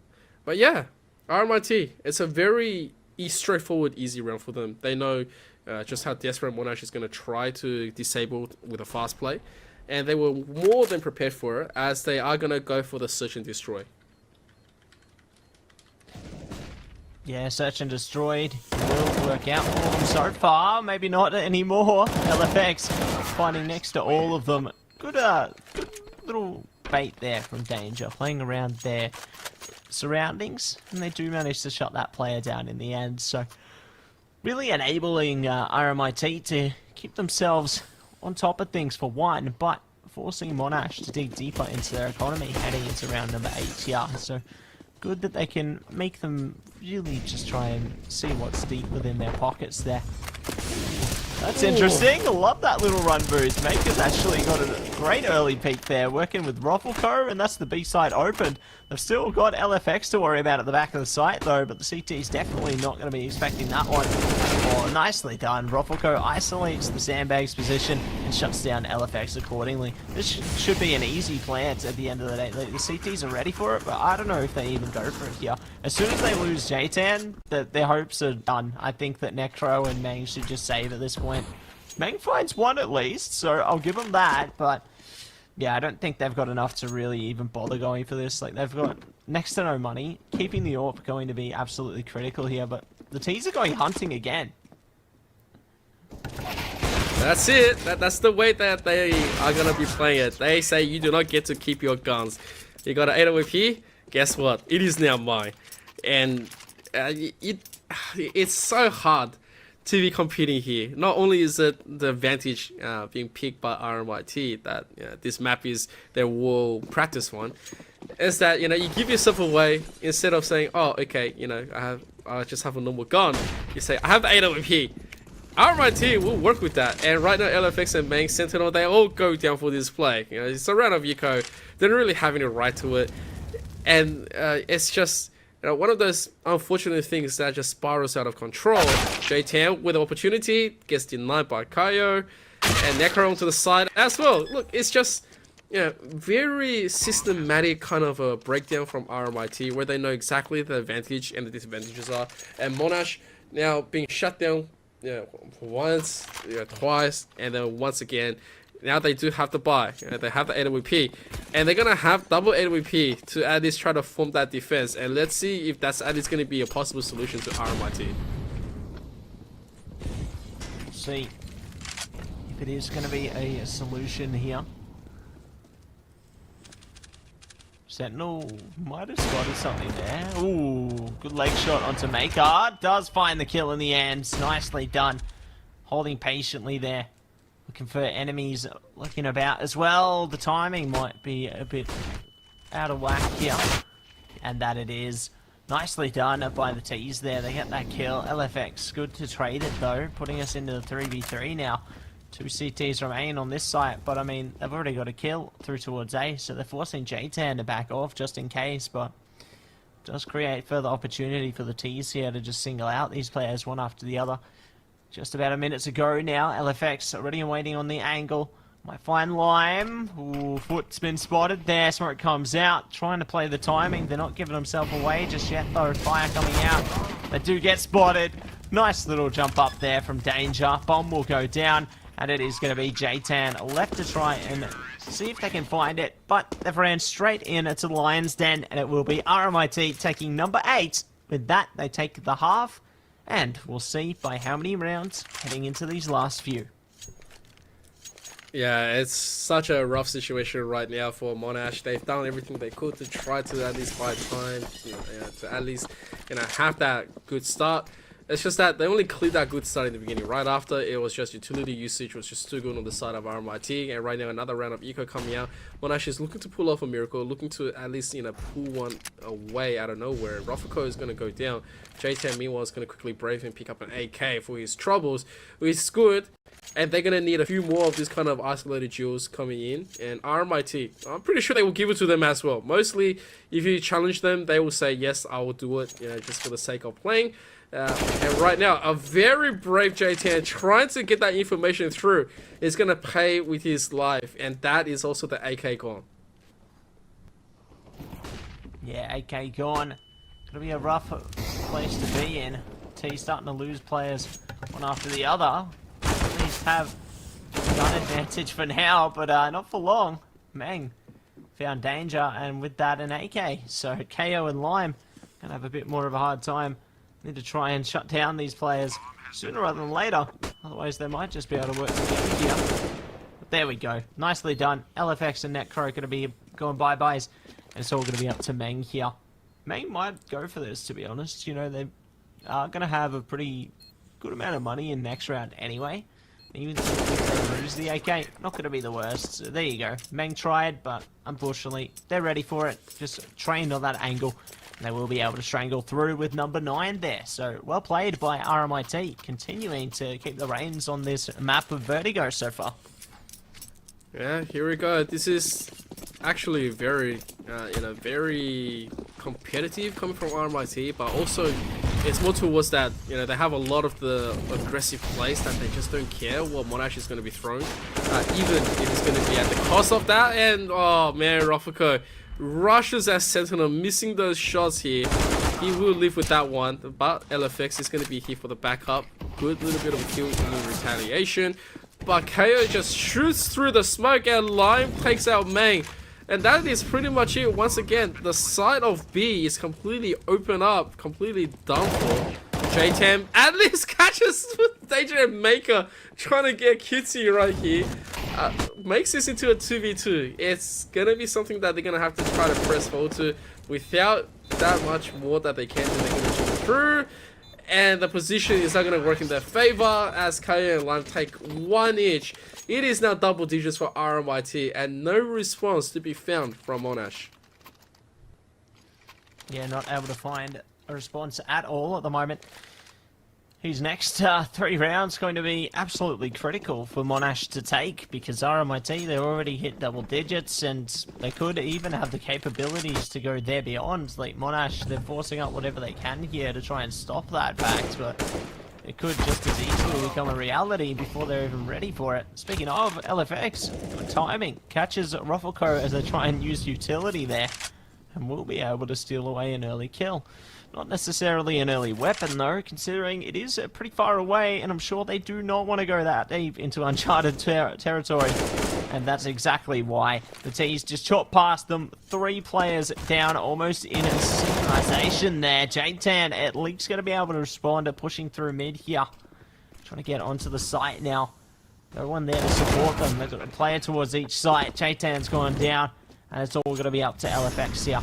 LFX might try for something. 3 players alive though. I don't know how wise it is. They might have to go for a save here instead, but ultimately doesn't matter. They got shut down again, and it will be RMIT taking 11. Yeah, there's nothing for LFX to do in that one. Yeah. He knows that he should at least go for it, because he knows that if there's no response within like at least 8 seconds from RMIT, they will just lose their patience and go for a social destroy anyway. It's just unfortunate all around. Now that they do have the bite, J10 is gonna get that first one, and he gets a second one. But then right after, he will take it. It's just Rofako. Okay, on 3 health, so 1 health for each duel that he's gonna be having. Let's see what's going to happen, because Monash has been starving for a win for quite a long time. And there's 9 rounds of deficit. And Rofako, he doesn't care. Right, he knows it. He has to go and fight, and now Necro is going to be the first one, and he quickly take that one through, takes an AK for his troubles, and Monash working off J10's aggressive positioning. They will take it. They will take that one, despite it's the last round before we go for the switch. If they can take a 4, that's better than 12-3. But obviously, they lose this one. It's just too much advantage given to RMIT. They have the double AWP set up once again, and let's see what's going to be the open. See what does come through opening here.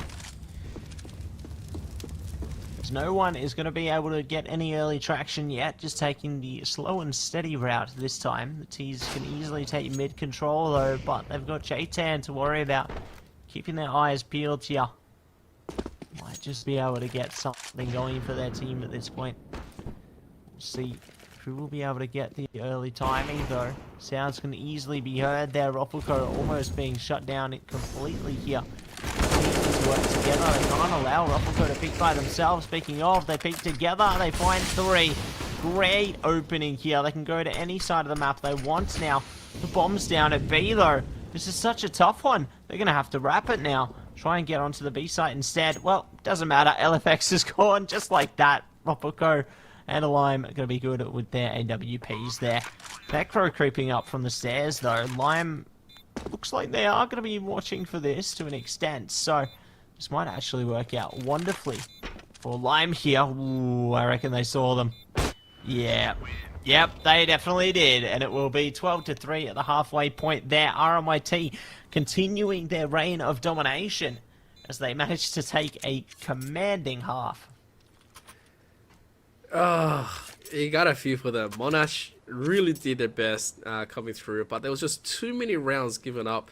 It's just like the mighty building right here that RMIT has presented themselves, and they go to Monash. You're gonna have to climb it. There's an elevator. Here comes the pistol. LFX is gonna quickly find danger at least, and they're gonna try to send this one with a stack, looking to push for the maximum B effect. Ruffleco onto the side. Is trying to wait for this one. He sees the one and he pops the one, but Baker is gone. And now J10 waiting for the side. Oh my goodness, he doesn't realize there's going to be one on the side on J10. So yeah, J10 is going to quickly take that one. Now comes to the side, finds Kayo. And he's not going to give up something like that once again. And so beating up that PTSD coming through. Lime has to go 1 on 3 and go for the defuse. Doesn't have a kit. Knows that Necro's onto the corner. And quickly pops him. And now this is good timing for him. He quickly finds his isolated Jules really quickly. That'll be good. But Main's going to quickly shut him down. And so Monash wins the pistol. Means that they're going to have that early gun advantage. The economy to at least take a few rounds back. Yeah, that's a much needed round for them, honestly. It's going to be definitely something that they can be thankful for going forward. They actually have the chance to bring something further forward here because... yeah, they've just been placed in such a rough state. Like, they need some way to break out.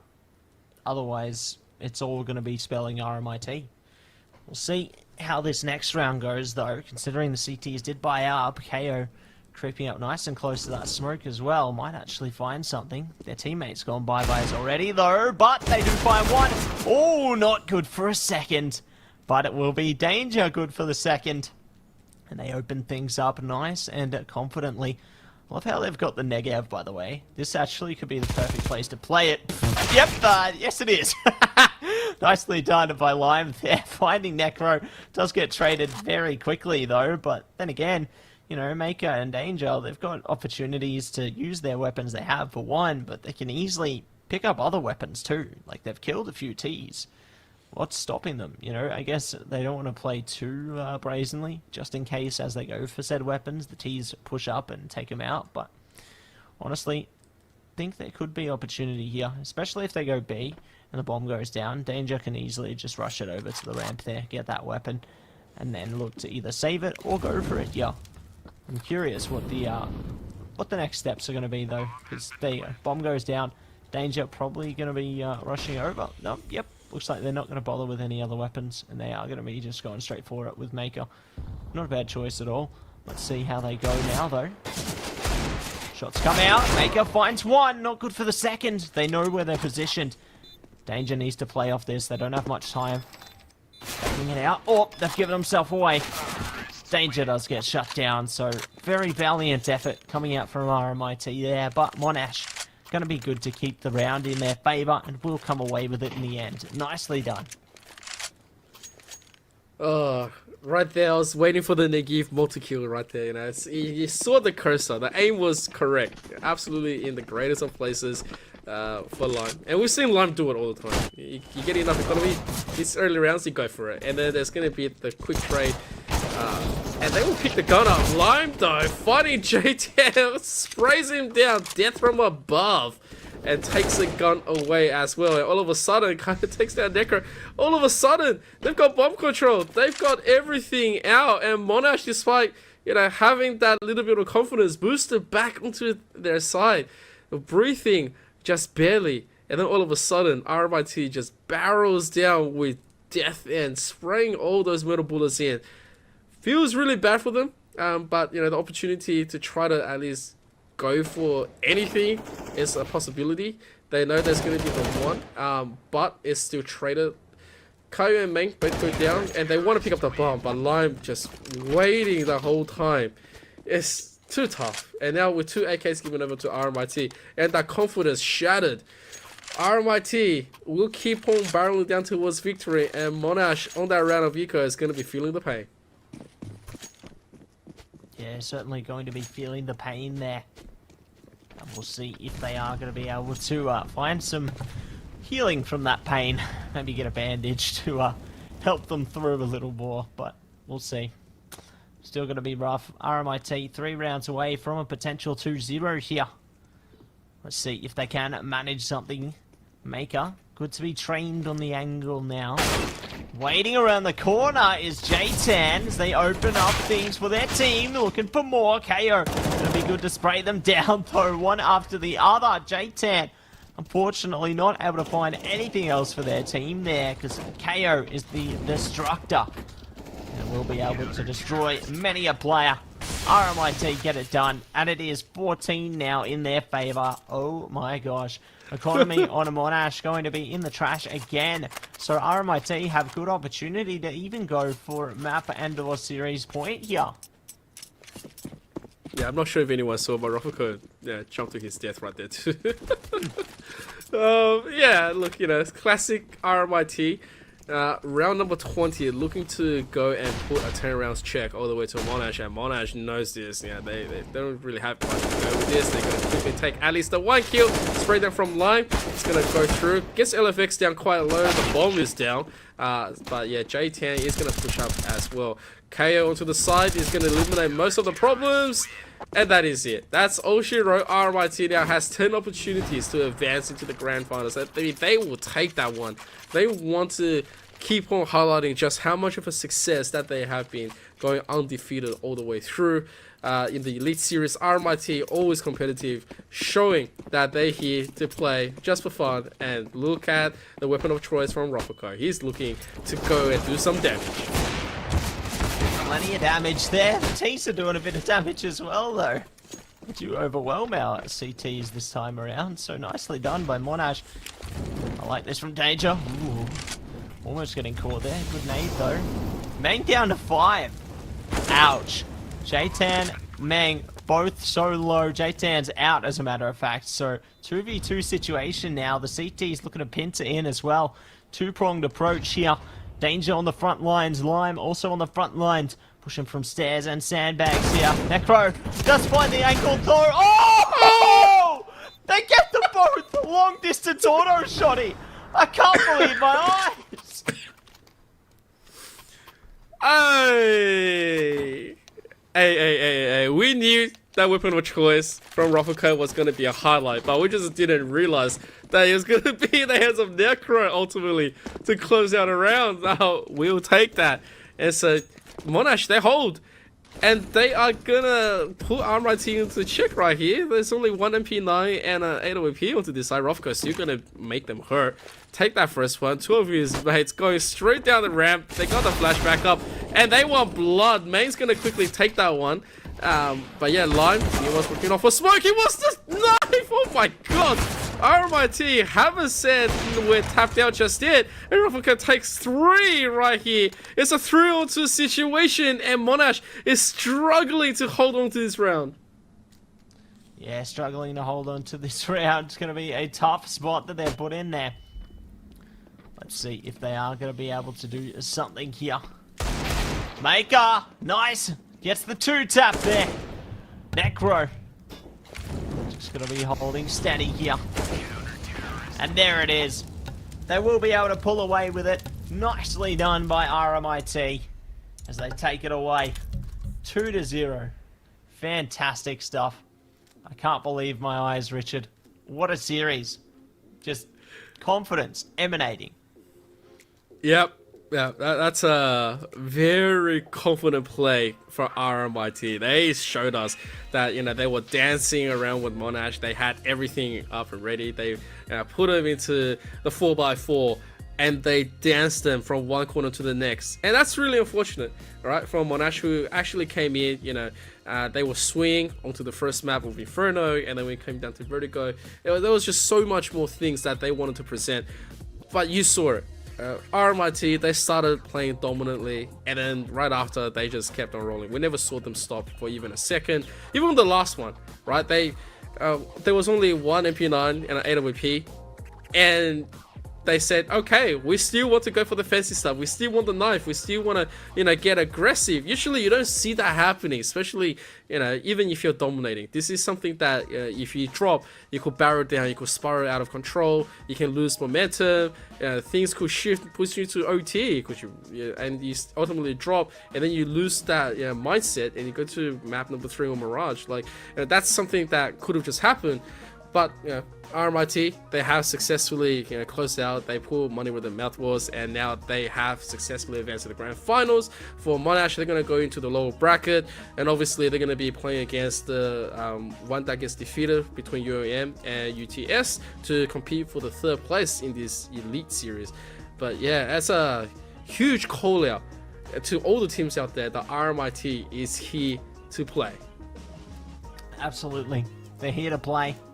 They're not here to mess around at all. And just to iterate everybody, RMIT will secure themselves a spot in our grand final now after they've won that series. So definitely a big shout out to them. And Monash going to be playing against their 3rd place decider match against the loser of our next series here. So eager to see who's going to be able to pull through for that one.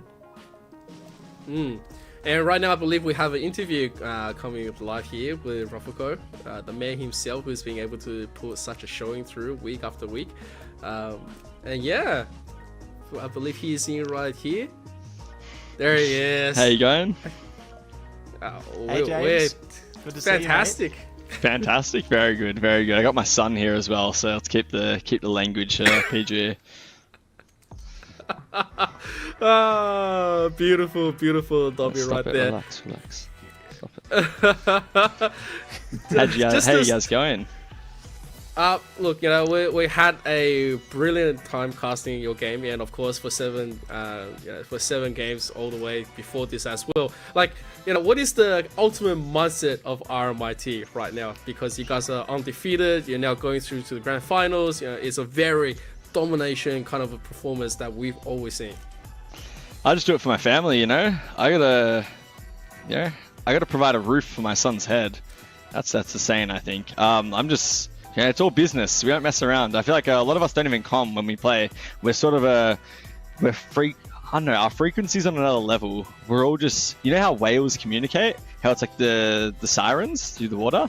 That's pretty much how we communicate over at RMIT. We're just on another level, and I think it shows in the server.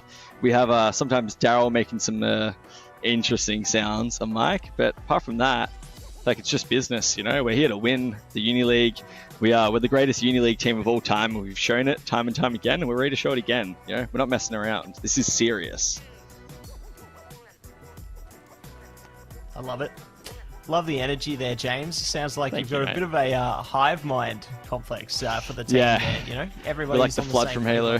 Exactly, mate. 100%. Love it. Nah, the series looked really good for you guys, honestly. I was a bit worried it would go a bit longer in the first half of that first map, you know, I guess, what do you think changed Were you ever after worried? that? No. Well, you know, it was alright. We're just having fun with it. Those guys are pretty nice. They're pretty cool. I think one of us just looked at the time. We realized it was like 15, 20 past, and we're like, all right, let's let's get going. We got things to do. We have stocks to watch. You know, money to make. So we stopped messing around and we came together. We did like a little group huddle in the freeze time.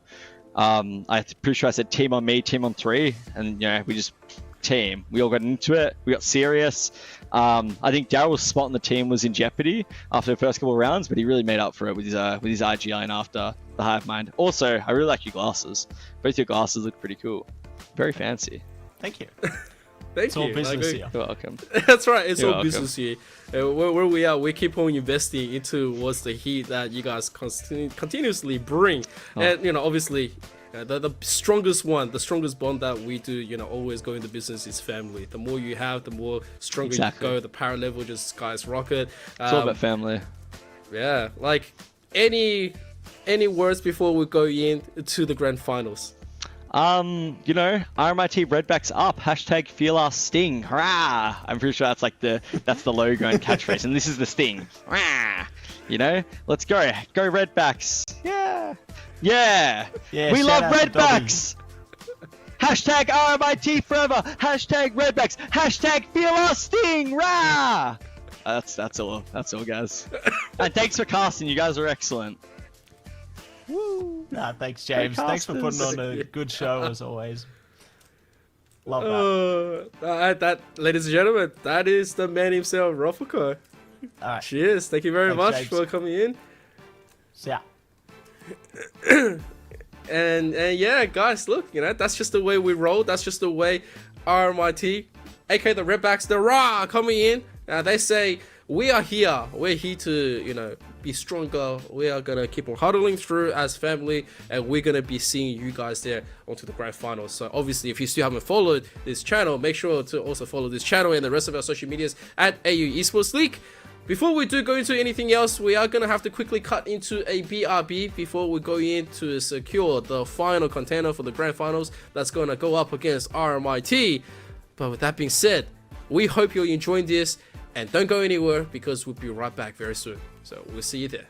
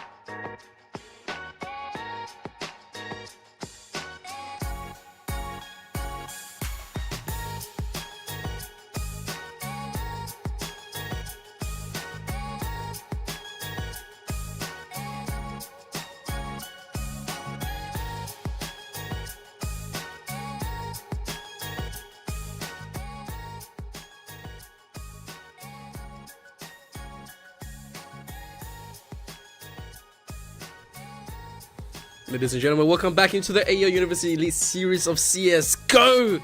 And this is gonna be a very beautiful second best of 3. My name is CK, once again with Matty here. It's pretty awesome time, isn't it, Matty? Like coming into this second game of the night between UTS and UOM. Like, how do you feel? Yeah, feeling pretty on top of things, feeling pretty positive. After that first matchup, I'm pretty pumped up, to be honest, and I'm really keen to see how this one goes as well. You know, we had a great interview with Ruffleco from RMIT there. You can tell that everyone's just having a good time, and that's the main thing, you know, as a part of the AEL University Elite Series. As long as everyone's having a great time, that's going to be the main thing there. But before we do get into things, we're going to have to shout out our sponsors. So we'll get into that for us right now. And first and foremost, a big shout out to Predator Gaming, the gaming PC partner, who provide high-end gaming-focused PC solutions in both laptop and desktop formats powered by Intel. Next up, it's going to be AOC Monitors, the gaming monitor partner, who provide best-in-class monitor solutions for gaming and all other needs. And next up is going to be Indomie, the noodle partner, made with high-quality flour, selected ingredients and spices. A plate of Indomie mee goreng will certainly brighten up your day. Try any one of the flavors available today from your local grocer or at indomie.com.au. And last but not least, it is going to be Game on Cancer, the charity of choice for the AEL, who fund much-needed cancer research projects. If you'd like to donate, please head to the AEL Still to Buy campaign page and click the QR code below. Thank you very much for shouting out our sponsors who make this Elite Series a possibility.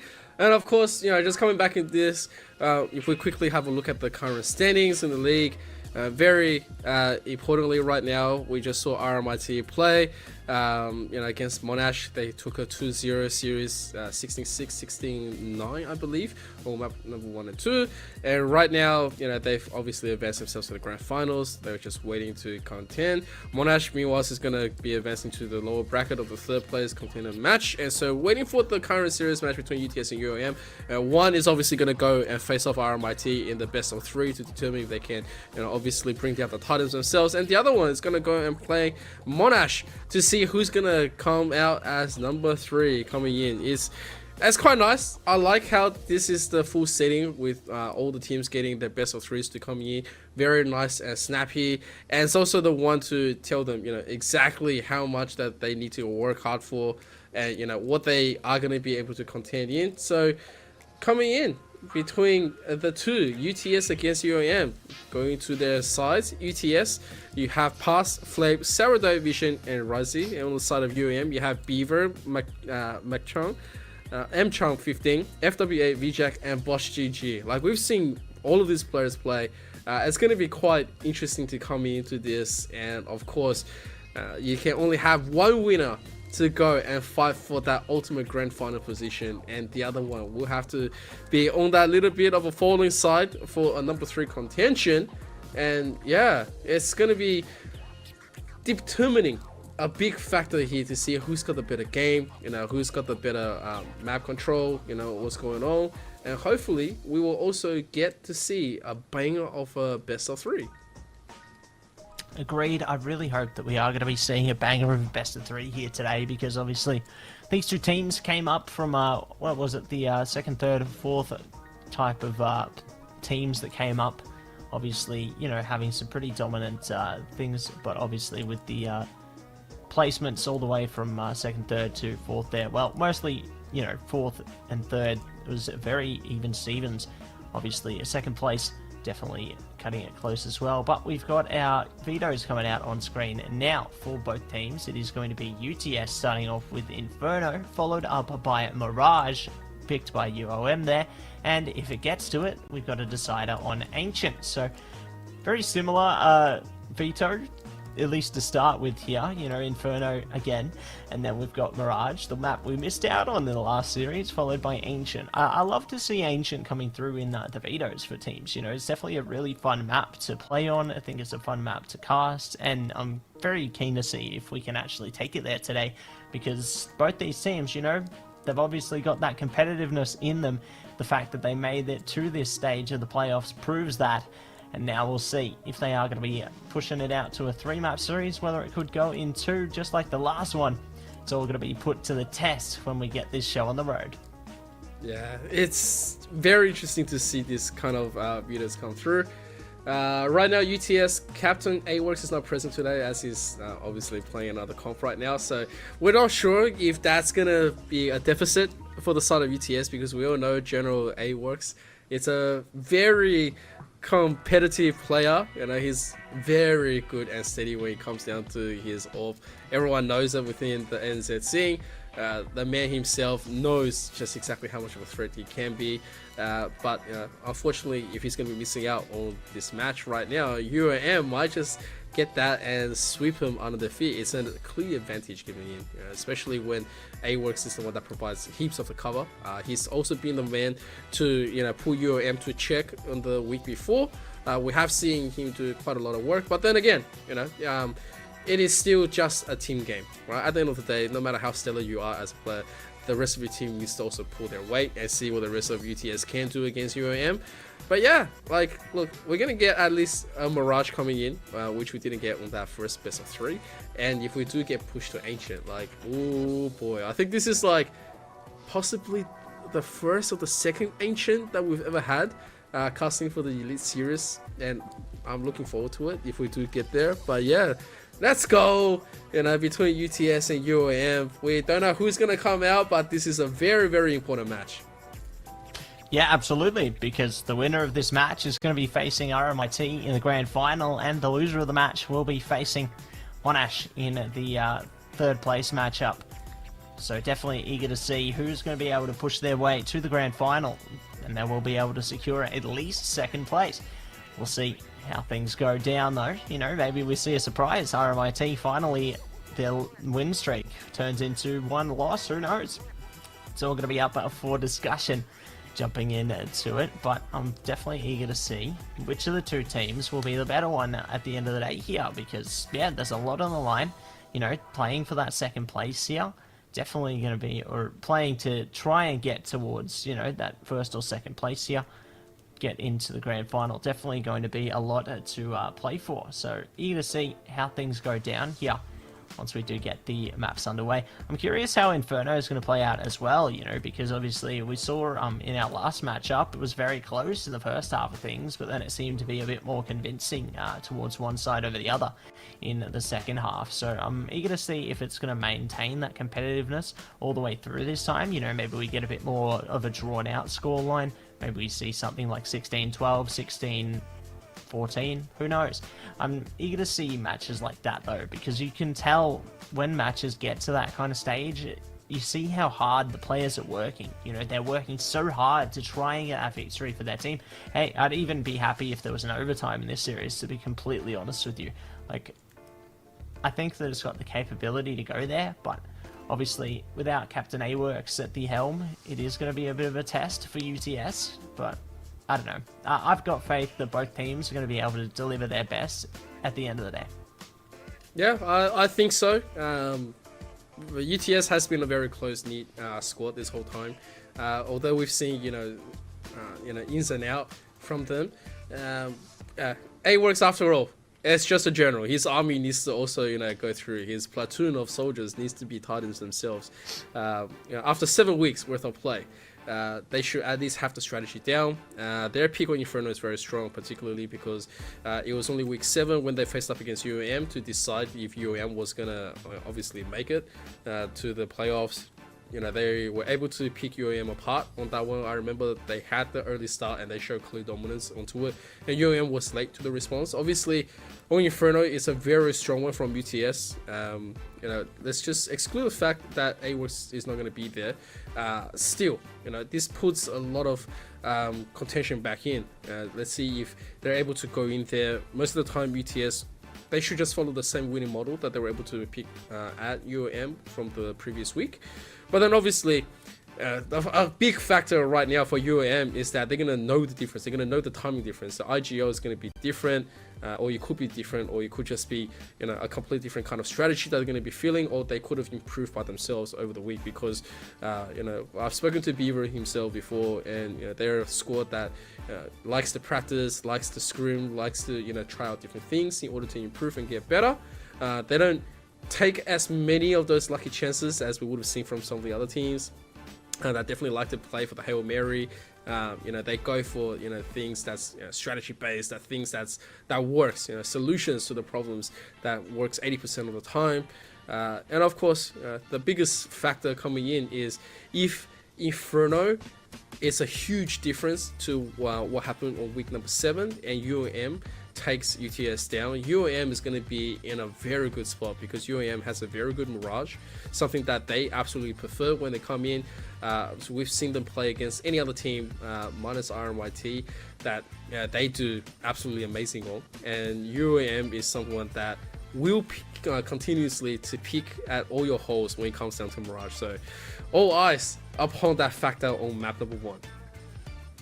Yeah, keep your eyes peeled. That's going to be sure. And I'm very excited to see exactly how that does play out when we jump into map number 1.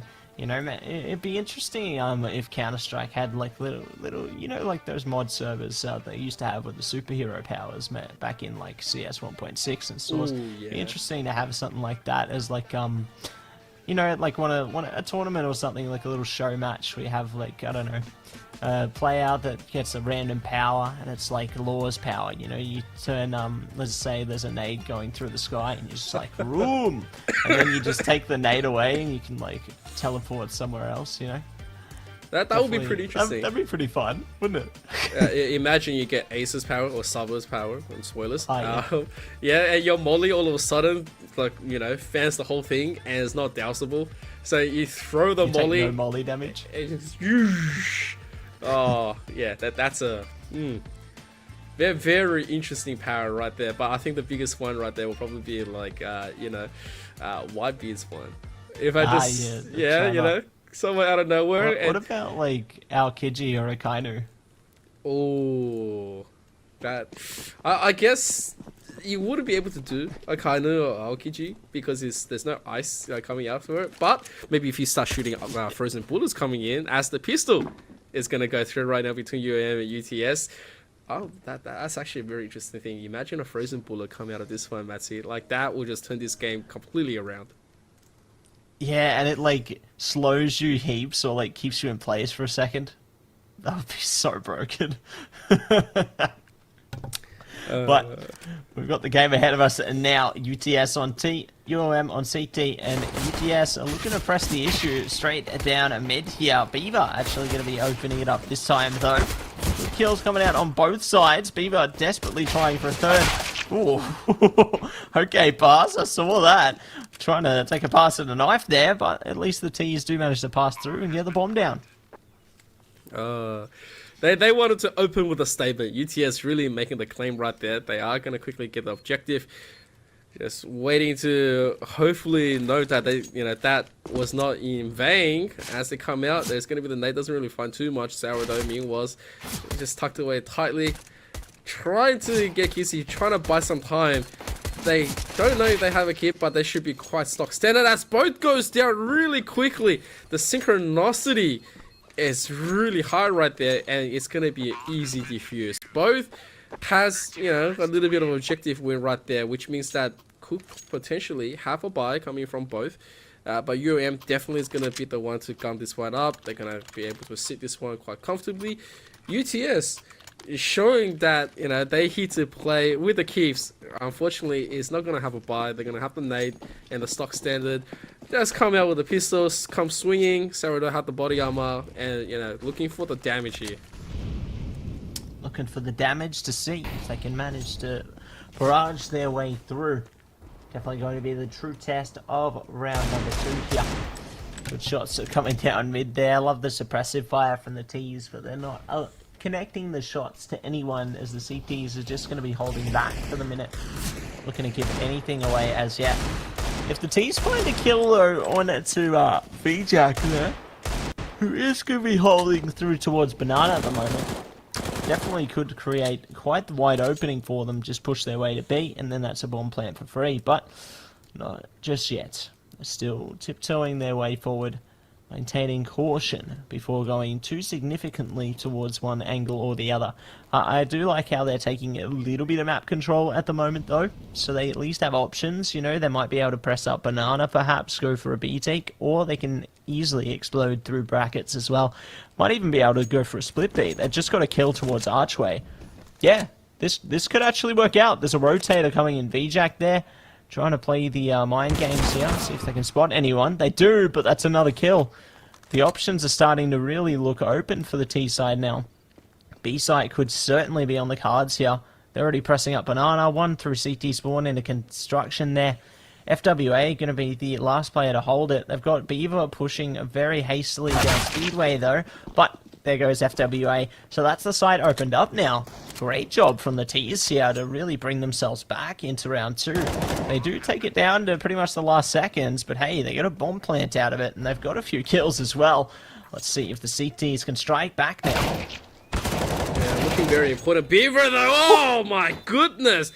Beaver with a 4K out of nowhere, had to play purely on instinct and reaction right there, and he's gonna get that paid off, but oh, that was not a easy one coming from UAM. Like, UTS came in, they played with an awesome strategy, especially working off with just the single kill in the beginning, and then they started trading favorably all the way to pull UAM into check. It wasn't until Beaver having to react and save the day to get that fully sorted. But now here comes the 5 AKs. You can tell UTS, the full buy is being committed. They're looking to do the maximum amount of damage they can and take away the win. And the biggest one is that UM knows this. They're going to respect it, and so you're going to get the utilities traded, and you're going to find that UTS is not going to be hard pressed to take any of the control. They say, all right, let's just wait a little bit. We know we can take you out into the fight.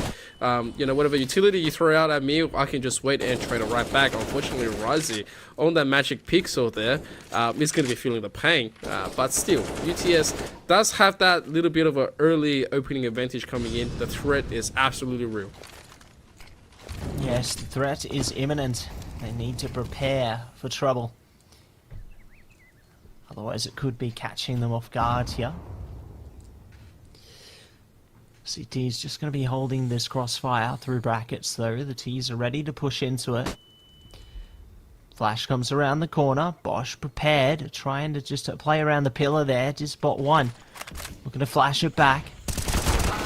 Nice sprayed, but it doesn't work out. Crouch peek working wonders. M-Chun playing the timing, though, pushing in. Gets the bomb carrier. Does get traded back, though, so nicely done by the T's there. They overwhelm the CT defenders one after the other, and they will be able to get the bomb down, going for round number 3. And to take their first here definitely would be positive, but VJack still around the corner, though, trying to maintain some hope. Looks like they're going to go take the M4 and get the heck out of there. Not looking to do anything else in this one, just save out the M4, or M4s more rather, and the armor that they've got on their shoulders. So not a bad way to come out of it. Definitely can put up much more of a fight into round 4 instead, but great job for UTS there, just really pressing the issue, singling out their opponents, and it works wonders, and they will take their first right now as a result. UTS, a very successful little bit of skirmish that they had on top. I'm as confused as what should have been the response from UAM. Like, although you're smoked off and there's a few things, there wasn't too much of a response when it comes down to retaliation, especially from bracket. Could have been the difference in the world, but then the timing was a little bit off. The good thing is at least they were able to delay it with a kill. It's just that there wasn't enough of a backup from UAM to respond on the A side, and the rest of the division was just too much. So as you get a quick timeout coming from UAM, which is absolutely respectable, they know that they took the 2 early rounds. They said, okay, that's something that we were expecting, especially winning off the pistol, and now we got to really think how we're gonna at least decimate a few more coming from UTS, make them at least bankrupt a little bit before they get a site, before they get anything else. And yeah, like UAM is just holding all the stops right here, trying to make sure that UTS doesn't get that aggression going, doesn't really warm up to the fact that this is still something of their pick. They're trying to say, okay, well, this is your pick, this is our strategy, we're going to try to put you into check, make you feel the pressure so you don't get the best synergy come out and make some fatal mistakes. And as we say that, M-Chun is just working off right now. He's getting very aggressive within the smoke. If he does get this one through, it could be a nice exchange, but no. Flape is going to instantly put him away, and now they are going to work this one in. Beaver trying his best to get this one in with Bosch. They take the 2 kills, and that will be as much as they get. As FWA, though, being very cheeky right here, takes Ryzy down by some spectacular time. But that is going to be at least the plant coming through as VJack sees this one, but Sourdough takes him out through the smoke. Yeah, nicely done. We'll be able to get control of that one and take a second round in their favour, evening up the score there now. So, UTS on track for some success here.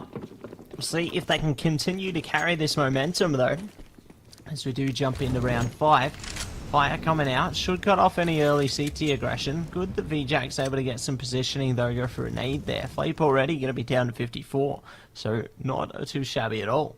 Beaver, if they play their cards right, might even be able to find an 8k out of this one, because Sourdough not really checking too much around these sites. Might give their team a false sense of security, maybe not though. Bosch is out. 2 more to follow though. M-Chan holding close, teammate even closer. Ooh, looking to actually peek out the window in second mid there. Maybe not. Still holding, Beaver. Could find the timing, there's one. They haven't pulled the trigger yet. They do now though.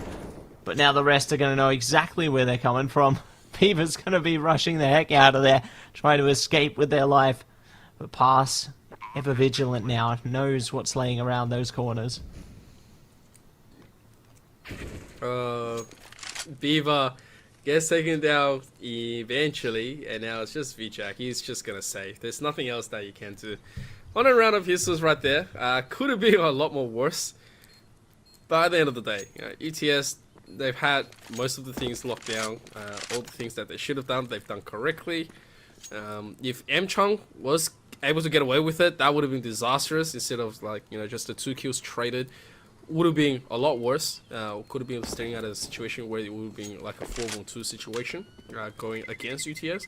But they were able to avoid that fate, so they take the lead. And this is a very substandard coming out of a CS match, right? You win the pistol, you get the early 2, and then there's the full buy committed by the opposing team, and they take you back 3 in a row because the economy was in tatters.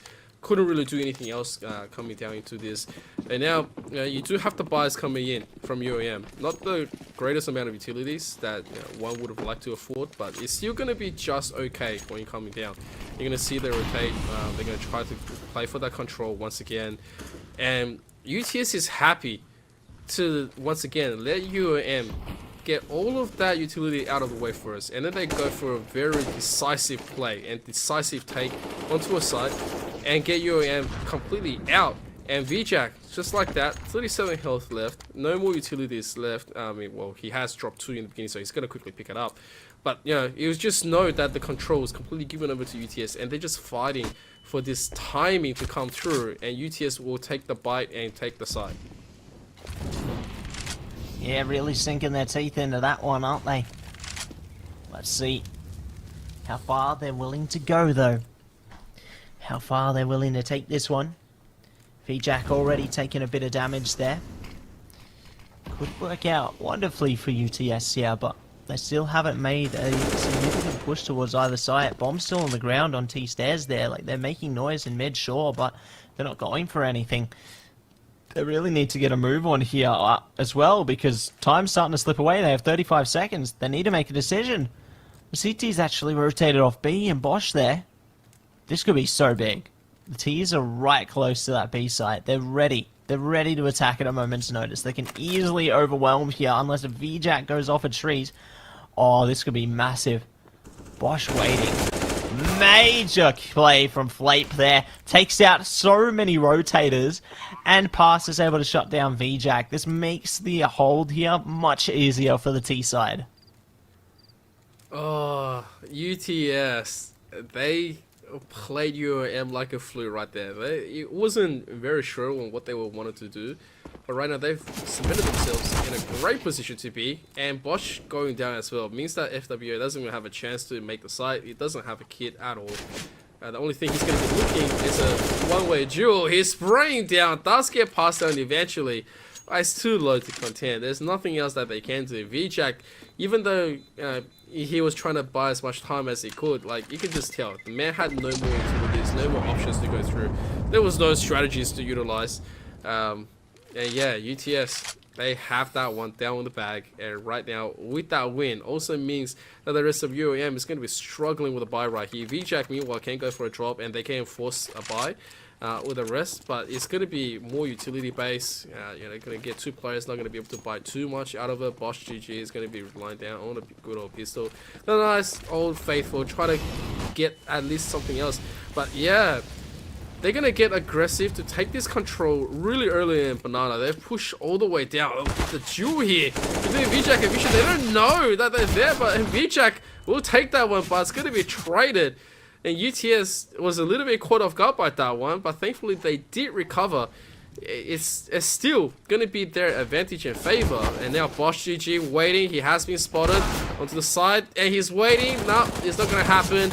M-Chung is trying to provide some cover as well through to the smoke, and it's just not working out for them. And UTS slowly still pushing towards that 3-man into the push of B, and FWA is going to be the one to at least try to defend. Try to defend and see if they are going to be able to fend off their enemies here.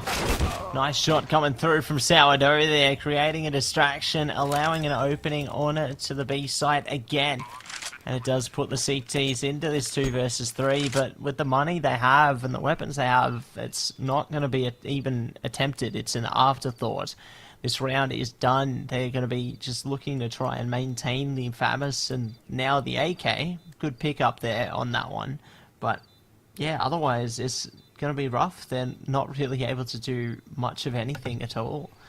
So good start coming through from UTS here to get that foundation of 5 rounds in their favor and really just start to run away with things. Like UOM took the first 2 and then that's pretty much been it from there. UTS have just remained ever consistent. Speaking of consistent, M-Chan finds an angle and does manage to strangle away with another weapon there. So not a bad way to finish the round at all. Well, we'll take the 2 AKs. Definitely will. Oh yeah. And yeah, it's a little bit of economy saved up. The buys are a lot more better than before. And the question still remains though, is that UOM has not had a good engagement just yet.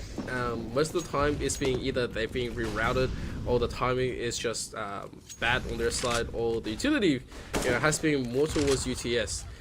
And so, with a quick play from UTS, they've already pushed up, controlling A right now, but Bosch is going to quickly take Flame and get that ID out. This is what they want. This is the kind of play that they wanted to get into, and M-Chan sees them more, and yeah, you can start throwing utilities right now.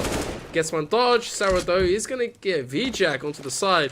That opens up a little bit of a questioning coming in, as they are scattered right now, and they're going to like playing to this middle. Bosch, though, does find pass, and so the final remaining player is going to come through FWA in an interesting position here. Catches the bomb area, and yeah, Sourdough is going to go for the trade. Yeah, it's 6 health. Got the dream to at least get this one down to secure that extra money, but it's not like they really needed that much. And yeah, like, here we go. He's going to try his best to do something, but yeah, Beaver's going to put him down. They're going to easily defuse this. And a round UOM was waiting for so long is finally going to be given to them. Yeah, certainly going to be satisfied with that one, Richard. UOM going to be in good steads from that one. We'll see if they are going to be able to find another, though. Bosch GG and co. Got a good amount of weapons behind them as well. Can easily maintain themselves with utility there to support them too. But UTS still got a decent cash flow as well. Like Sourdough on 7,900 there. Even if they lose, they can probably buy for a teammate, let's be honest. Or even 2. But we'll see how this round goes. Still early days yet. Good early util damage on both sides. Mostly favouring the CT side at the moment. Well, not anymore. As it looks like they will play a game of whack-a-mole, and they've found the first points there. Nicely done by Vision. And Ridesy will be able to chime in on the other side of the map as well. So good to isolate those players and give a 2-man lead. Yeah, that is a very unfortunate drop coming through. And so that puts a lot of pressure and strain onto Beaver and Bosch GG.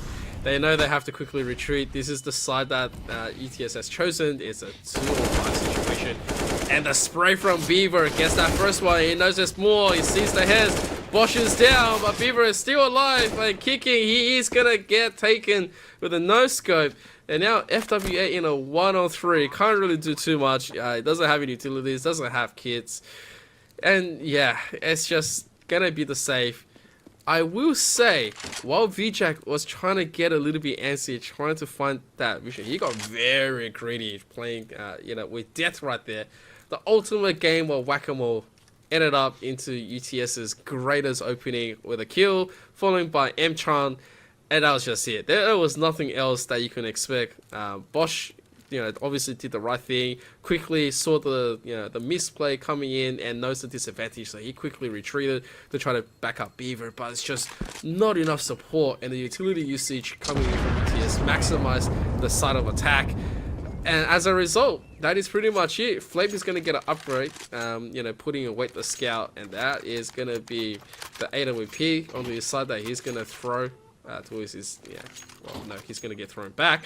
But yeah, it is now all of a sudden 6-3. And, the last time on week 7, it was 16-11 where UTS won against UOM.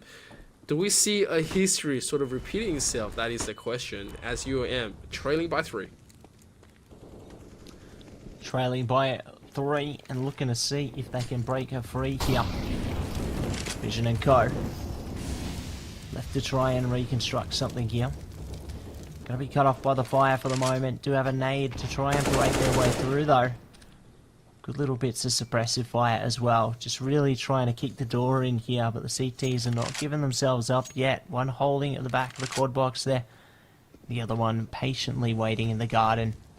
T's looking to move up now though. Flape ready with the AWP. Flash comes out though. Not going to spot anyone yet. VJack, however, finds one. Good to be traded. FWA waiting in the smoke as well. No one's got them yet. Bomb won't be prevented, but at least they've got a player close by. They can easily engage onto the site as soon as everyone manages to chime in. Speaking of, Flape does find M-Chun immediately, so there's no worries on Banana anymore. The rest of the CT is looking to congregate through CT spawn and in construction now though, but FWA is finally out. So that's going to be one less piece of information here. Beaver does find one. Good for two there. Flape able to chime in. Waiting around the corner. Beaver almost gets them. Beaver's pushing in. Trying their best. They don't know where the last is, but the times ran out. Good patience from RMIT there. Keeps their team's hopes and dreams alive, but it is going to be another round now for UTS. Oh, man, you could just tell how desperate UOM wanted that side. Unfortunately, FWA and M-Chan couldn't get the effect that they were going for, especially with FWA waiting for so long and then getting passed out like that. And so, yeah, despite Beaver's massive attempt at trying to rescue this one, no more time to be given. And now with a scout and an M4 trying to do as much as they can with that. Not as much utilities. Yeah, it's going through. It's going to be rough. M-Chan is down. He was just trying to get some info. 3 men stacked on top of another. Trying to go for this. Boshi, oh my god! That reaction shot from Sourdough saved his life. And that is the side of A for the taking. A UTS, once they solidify their hold onto this, they should have no problem holding to this round. There should be no issue at all there, as they will be able to take control and find round number 8 in favour of UTS there. So nicely done. They managed to win the half. By how much is going to be decided coming soon. Still, very solid beginning coming out for UTS there. They managed to adapt around the substitution quite significantly well here. And we'll see if they can manage to swell their economy even further as they jump in to round 12. UOM pressures on to get some more rounds, otherwise we could see UTS hit the ground running here time and time again. Let's see if they can do it though. UTS getting up close in the apartments, not giving themselves up yet, taking it slow and steady here. CT's giving themselves away though, they're pushing in now, here we go. Here we go. He quickly finds Beaver, but M-Chang is going to get traded as well, despite getting that one. And the rest of UOM try to react to this 3-on-4 situation. Bosch with the AWP in hand, looking for the support. They don't have too much more utilities to be dealing with.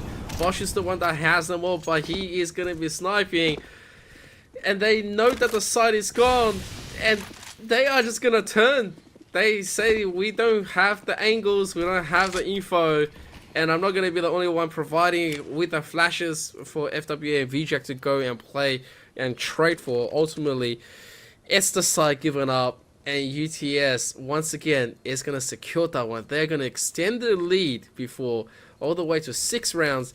UOM deciding to quickly just save up their guns. I mean, we can respect that decision. It's just, how many more rounds does UOM give away to UTS? There's just all of the questions going through on their minds, and UOM, without that answer, they're gonna have to try to come up with something before the last 3 rounds gets played.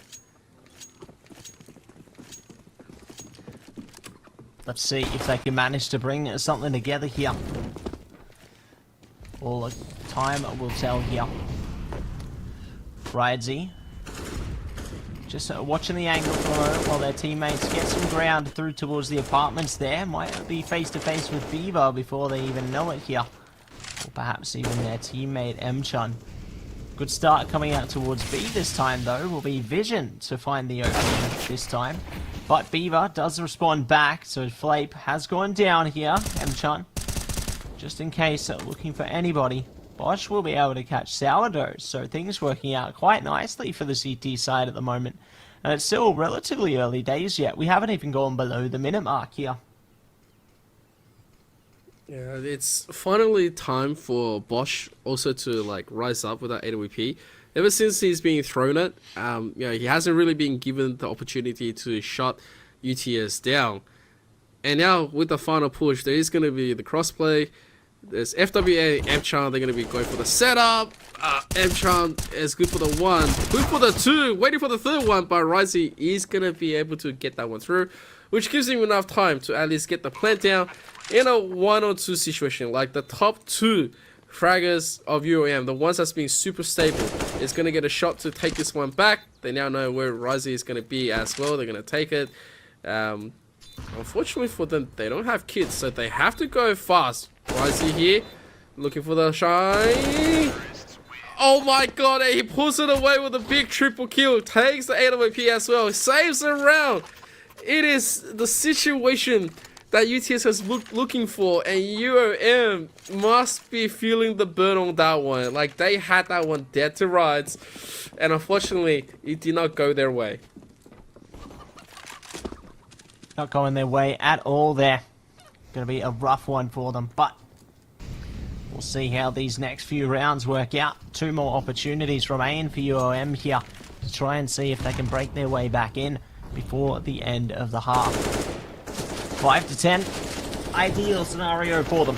They've got room for recovery, but anything below that, going to be a much rougher time ahead. Let's see if they can manage to spread their reach here. Keep control of A as the T's start to play into it. Getting closer and closer as these seconds pass here. The CT is just holding for contact. Good swing from Bosch there. Does spot 1 at least, so they're on their toes already. Not looking to expose themselves any more than they have to, though. It's almost getting caught there. Bosch playing into it. It's found by Flape there. Does get traded by Beaver at the very least, but this is already minimizing the defensive capabilities. I say that, but M-Chan has chimed in and will be traded out as Beaver goes down there. So, 3v3 now. Bomb still hasn't even gone down, and the T's are tagged up. They're pretty hurt here. The CTs are already looking to just collapse upon the site. They've got players coming from pretty much every angle. Yeah, all FWA gotta do is throw the nade, do the ultimate stuff. No matter who he hits, it's gonna be super valuable. As the rest of the teams, they know it's too dangerous for them. They can't do anything. They're stuck. They don't have the angles. And right now with their utilities, they are looking to get this bait going on. And oh my god, M-Chan quickly gets the one. FWA is going to quickly swing. Doesn't want to overly do it, but that is huge coming from UTS. Now after VJack, he's good for the 1, he's good for the 2. He is going to take it.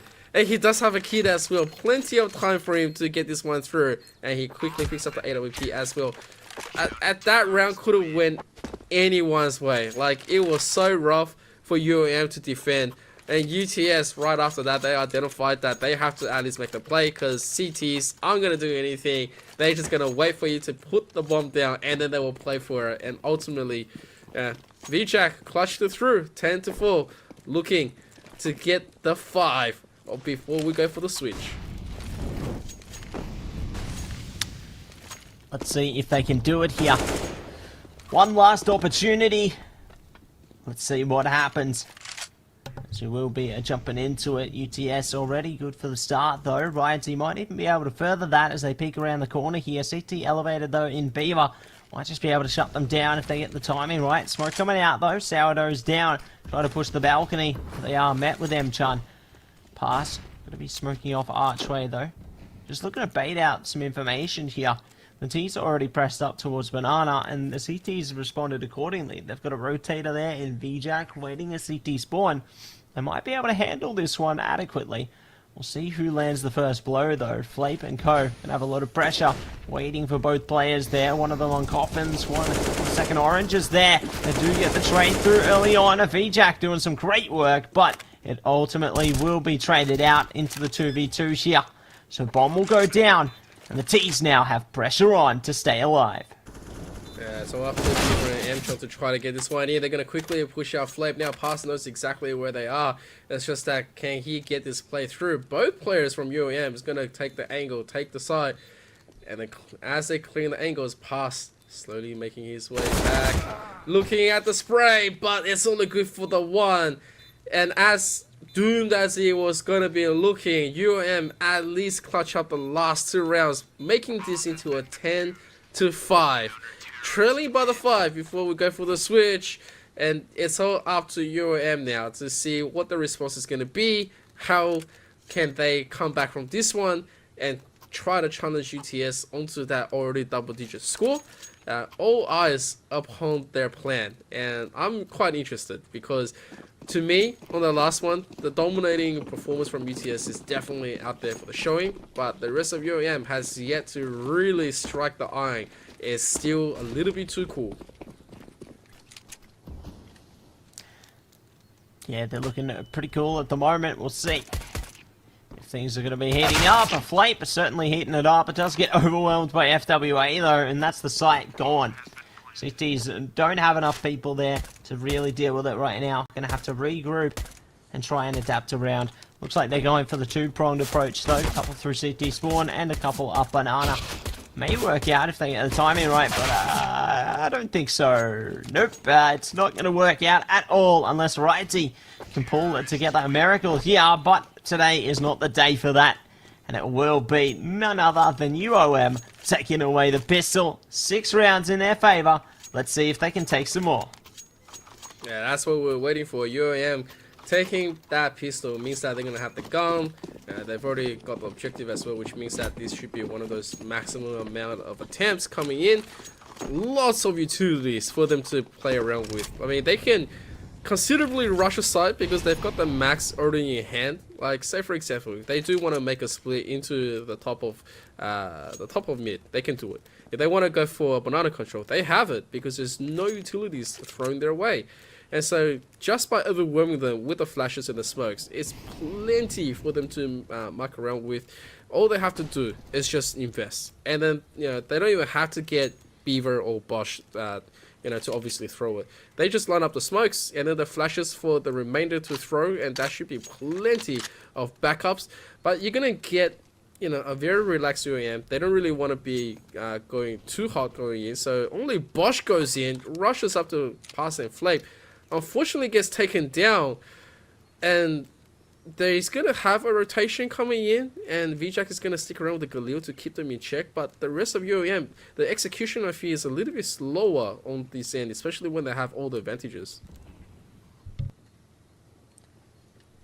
We'll see if they are going to be able to capitalize on those. CT is trying to isolate the angles, not working out. Oh, they do find at least 1 kill. Vision desperately searching for a second, but they are going to be overwhelmed as well. And it looks like the CTs will be stuck in quite the precarious situation there, but will meet their inevitable end. So, nicely done by UOM getting control of the site, and it will be done and dusted from there. That's the one that UAM needed. Goodness worth of, let's say, timing and amount of reaction shots coming in. Like, once again, we're just being shown how great UAM can be when it comes to playing for reaction, playing the best of their abilities when it comes down to a certain amount of situations. And now with a full buy from ETS, one of those rounds that you can swing either way, especially for UAM. If they are able to come up with some important kills and get the site, they pressure on to eventually get UTS, sent them back into the Dark Ages without a buy. But obviously, if UTS is going to take this one, we'll go back to a very substandard kind of a match. I take 2, you take 3. Probably not the thing that UAM wants, and so they're going to try to fight as desperate as they can.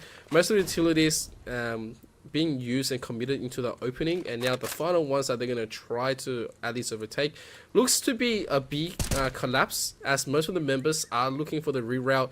You can see even Beaver is making his way, so as 4 members of UAM is already lining themselves up, the rest of UTS is desperately trying to mount a kind of a defense line for themselves. Let's see if the defense will work out for them here. Mchan already chiming in there. Bar's going to be able to be good for 2, though. Picking into it, almost getting all of them. Huge stuff coming out from Pass there. Going for those KO blows. All going to be up to Mchan now. 30 seconds. And And they've managed to find an angle on Flape here. Bomb still not down though. CTs, they know where it is. They know exactly how this one's going to go. They don't need a peek though. There's no bomb planted. Time's ticking here. Just wait for M-Chun to plant. Then they can peek into it, get the kill. This is all they need to do at this point. They don't need to give up themselves here. Don't give M-Chun the opportunity. And there we go. Has to go for the plant there. It's now or never. And it will be never. Well done by UTS. Exercising their patience and clawing away round number 11. Yeah, I gotta say, pass that multi-kill right there really put UAM to the stop. He held on the angle, held down just the left click, and the bullets kept on reigning supreme. And now UAM don't have to buy. It's gonna beat the pistols flowing in. Not even flashes coming in. So yeah, this is just gonna be one of those rough body-to-body trades. Flape very deep. Just because of the smoke right there, waiting for a potential rush. Could have been dangerous if most members of UAM decided to go for a quick sending down B. But at least he will keep this one as of now. And this is a round where UAM will probably have to discuss how they're going to be able to approach into the next one. Because they're not playing this fast. They're playing it very slowly. As they identify where Flape is, he is just going to quickly go back and throw the molly down. Not much they can do, and UTS in firm control of this round. Yeah, they've got their hands on it pretty solid at the moment. Like, the weapons are favouring them, but if the T's do overwhelm the B sites, that might not be the case for much longer.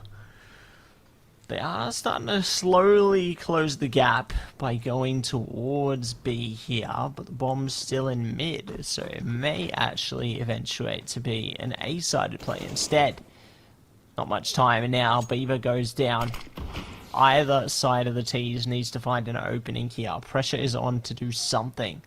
And if they don't, well, that's round done and dusted. CT's already ready and waiting for them in B, and it looks like they're going to go straight towards them. Oh, I see a bit of blood ready to spray upon the walls there. A bit of a bloodbath, but they might have got some good timing. They do actually find a couple of kills there. Fire going to be cooking them up, and it will be UTS are finding 12 there. So nicely done to deal with all of the T's. They do lose some key players in the process, but ultimately they come away with the victory there. So nicely done by UTS. UM looking to chime back in now, though. Yeah, that last one, the timing is just completely off for UAM. There would have been plenty of time for them to overwhelm the B side. But now with a full buy, let's see if they can redeem a bit of timing issues. And of course, they gotta fight this one through. UTS is happy to delay this, play for this one. FWA gets taken down. That is going to be a little bit of a damper as they're going to try to barrel this one down 2 for the price of 3. UTS will take this, and already a Flape play as well. Pass is just going to go ham through the smoke, finds both players that was tagged up, and UTS gets that solution in. They are still holding to this firm control, and they have all the cards, all the options right now, putting UAM to absolute check. This is rough because they can't really afford to buy. M-Chun's going to go with a scout, but all the rest of the members, no armor, no utilities. It's so rough of a position for UAM. Yeah, really rough a spot to be in here, but it's not the end of the world at the end of the day. Oh my gosh, maybe it is pretty rough. It's getting rougher as this round starts off. Taking lots of util damage early and losing 2 players in the process. It's a tougher place to be in, indeed, and it just gets worse and worse here, Amp. What can you do right now? This is the round that you signed yourself up for. M-Chun at least takes a kill. I mean, that's something.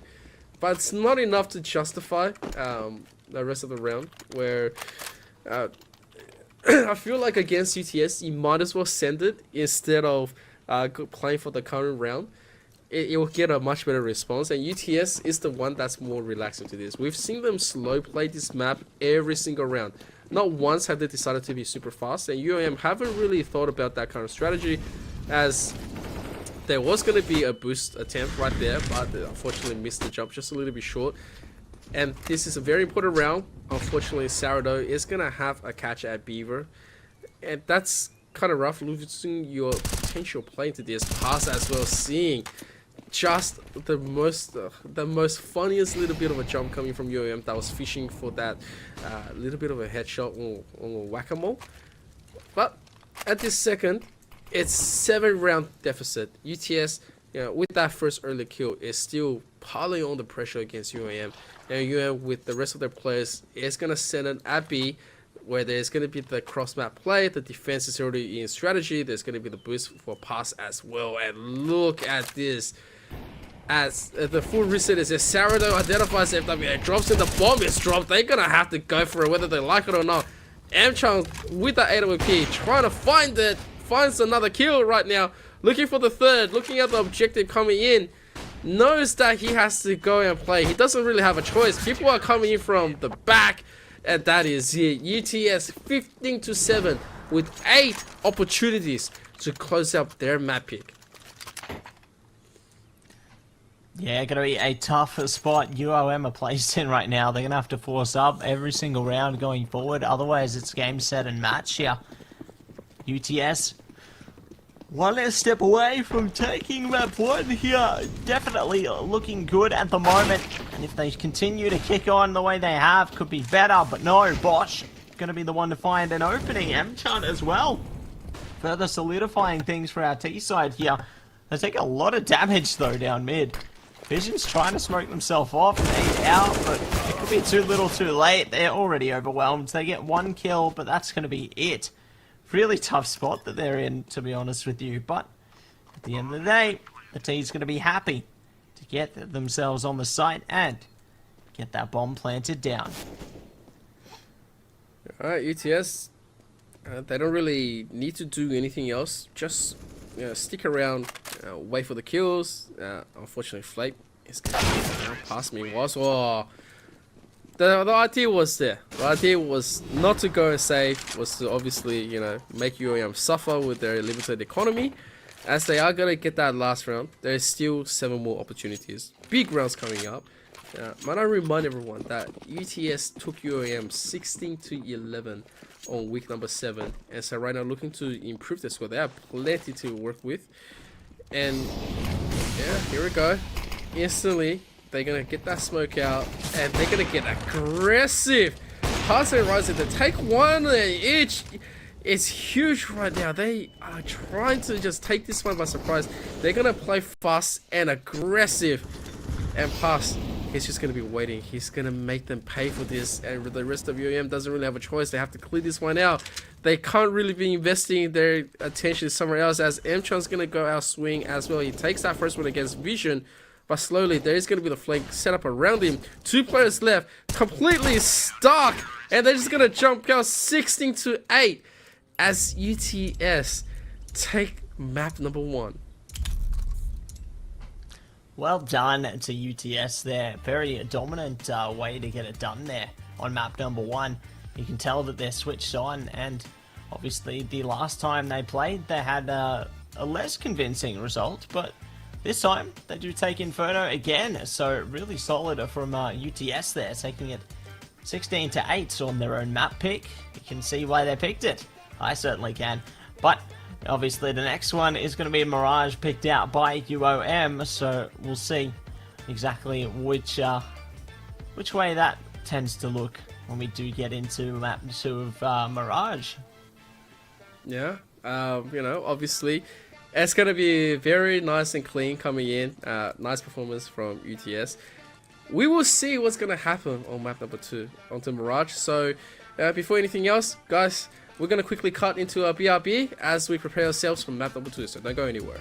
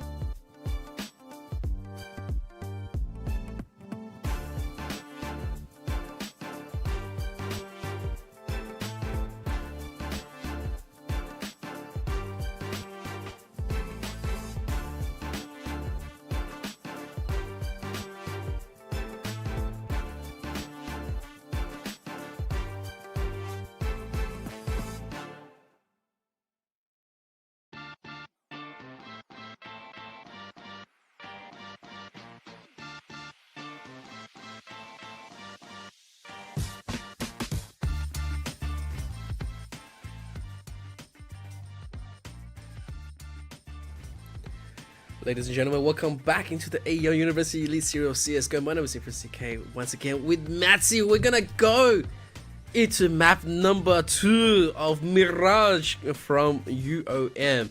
Like, how do you feel about that one, Matzy? I feel good. Feeling blessed. I'm feeling absolutely impressed with how this series has gone so far. And I can't wait to see what Mirage is going to entail as well. We love Mirage, you know. Obviously, Mirage, normally known as OT Simulator, but I think that maybe Ancient's taken up that mantle these days. Or perhaps Inferno. Luckily, we didn't see it in Inferno last map, though, so maybe that curse is broken. But these days, it seems like Inferno and Ancient have been cursed maps for me, so we'll see if Mirage is going to be the same today. Good push coming in from UOM on their T side already, though. Managing to take some great early control here. Pass overwhelmed, and that's going to be the site taken. Really well done there for the UOM side, just elevating their confidence, and they get the plant down. They do lose a few players, though, in the meantime, but doesn't mean they've lost them all. 2 versus 3. UTS may just be able to string something together. They don't have a kit, but they do have a kill, so that's going to be a net positive for them. One on Tetris there. Kills come in. VJack gets them both, and it will be UOM managing to stifle any hopes UTS had. Really well played by UOM there. They needed that round after losing that first map. It's going to be a really big hit to the confidence, but they are able to pull it together here, and they're going to kick off strong. It's a very interesting story right here with Mirage, and especially UOM knows the timing much better than how they would like to play on Inferno. You see VJack absolutely on life right now. They are going to try to hold as much as they can. They've already identified just the one player left, and he's able to get away. And FWA is gone out of this exchange. That's quite interesting. Meanwhile, Sourdough is going to get closed out. Most of the members of UOM are going to be taking control, taking point, and they're just taking kill after kill. After what Flape and Pass can do right now, it's going to be very minimal right now. They're going to try to go as hard as they can. And just a denial going to Flape. He sees that, oh, you know, maybe I can go in, you know, scrape by something, possibility of even a pickup of a gun. Would be amazing, but ultimately he knows the current trap, doesn't want to overcommit. He just wants to play for that exit to try to catch anything off guard. And the rest of UOM is going to quickly take it. The 2-0 is going to be repeated once again, and UOM in control. Nicely done by UOM there. Going to be able to take the round in their favour. Pass goes bye-bye with the bomb. And it will be 2 rounds taken to UOM now. But UTS, considering they didn't really commit anything, should be able to buy up in round 3 here. M4s should be well and truly on their way. Armor already going to be proving to push through. There we go. M4s, AWP, you name it, they've got it. Util relatively low there, unfortunately, but at least it's enough. Let's see if they can manage to scruff together a round here in round 3. Pressure is on for them, and the T's are already looking to take point through middle here. Get some of that early control and see if they can manage to maneuver their way up short or even through towards the A site through connector there. There's plenty of openings here, but they're just trying to make sure that none of the CTs are playing close early on. Pass. Ready though, might not be expecting a push through the smoke if it comes, but early on, Ridesy will be able to find an early opening, and their teammates are finding trades at the bare minimum, so that's at least a positive for them, but the T's looking to be on track for a potential take here. Speaking of, Sourdough stopping them in their tracks there. Good little shots from short.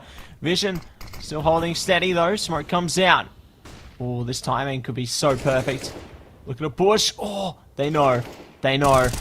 Oh, they know all too well. They've got the bomb. Might even have M-Chun pushing around the corner as well. They know they're close by. They don't know exactly where they are, so this smoke actually benefiting M-Chun for the moment, but with that bomb down, Vision can just sit pretty here.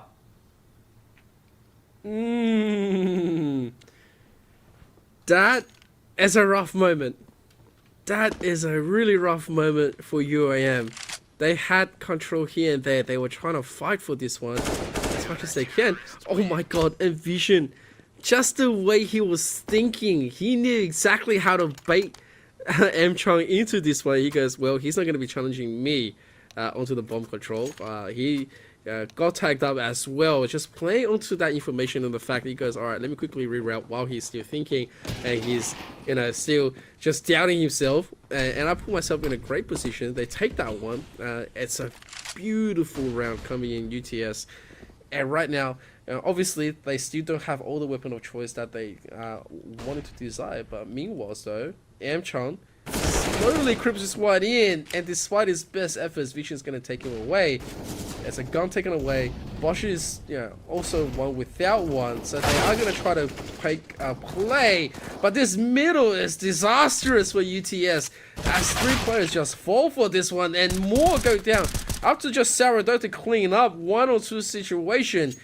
It's something for UOM to just go and take the control back into their side. They don't want to be giving this one away, and Sourdough has a lot of work to be done. Yeah, lots of work to be done here, and we'll see if they are going to be able to get the job done here. 1 versus 2 for Sourdough. No utility and next to no money. Same can be said consistent on both sides, but I don't know if Sourdough goes for this, to be honest. Like they're getting closer slowly. They're thinking about it. They might just do it, but time really going to be critical here. They need to go now or never, literally. They don't have a kit. They need to hurry it up. Pushing in now. 2 angles to worry about. I think FWA spotted them there, so they're ready to swing into it. Already going for some shots here. Good opening, but it is going to be traded by FWA. So, round 3 going to UOM there. Well played. And they are going to be able to win it through. That's a little bit surprising. I thought Sourdough, you know, getting that position in, he was going to at least try to make a split into that one. But, yeah, it was a little bit of a confusion coming in, and Sourdough not reacting as well with no kit. Really put that pressure back onto himself for no reason. It's a big factor to that little bit of a drop in the end. And so, UOM will take that one. They love it, and they do have an overwhelming amount of utilities against none on the side of UTS. Like, they can just look to take point, take position with overwhelming amount of utility difference and play with it. And as a little bit of a shot through connector, it's not going to be connected to anything just yet. The rest of UOM doesn't have any contention on B. Like, Sourdough is going to be late to this defense. Most of the players for UOM are already here. He's only got a pistol, so he just goes down. And the rest of UTS are going to find a very hard time to try to engage this one, especially with all of the utilities backing themselves up. Pass is just going to be holding that entrance. And yeah, this is pretty much UOM's one, taking comfortably. Yeah, going to be taking this one really comfortably there. UOM just in the driver's seat in this map so far. Really just looking to just take it as far as they can. At least Ridesy is able to hold on to that M4, so one good thing, but losing so many rounds in a row to UOM here, not going to be really good at all for the side of UTS in this one. Definitely caught between a rock and a hard place at the moment. We'll see if they can manage to get themselves back into being focused up and ready to deliver some justice here. Yeah, I think there's going to be a buy in this one. Ridesy's traded their weapon to their teammate. Should be able to buy one of their own as well, to be honest. And I think they will be looking to go into contention for this one. Perhaps be on track to try and see if they can get a good placement here. But UOM looking to execute towards the A site nice and early. All hands on deck here, and they've already started. Flav going down is a huge one for SFU. He only has to quickly let this one out, pops this one, work for the information, smoke up the jungle. Like, the only thing they have to fight off is just Vision. It's such a very, like, strategical takeover, and Vision gone as well. There is just no response coming in from UTS that they can hope to go into this. They're going to throw utilities. Not much is going to be going through. It could also be an invitation to just death, as Sourdough's just going to be waiting and waiting. FWA gets the one, doesn't check into the corner.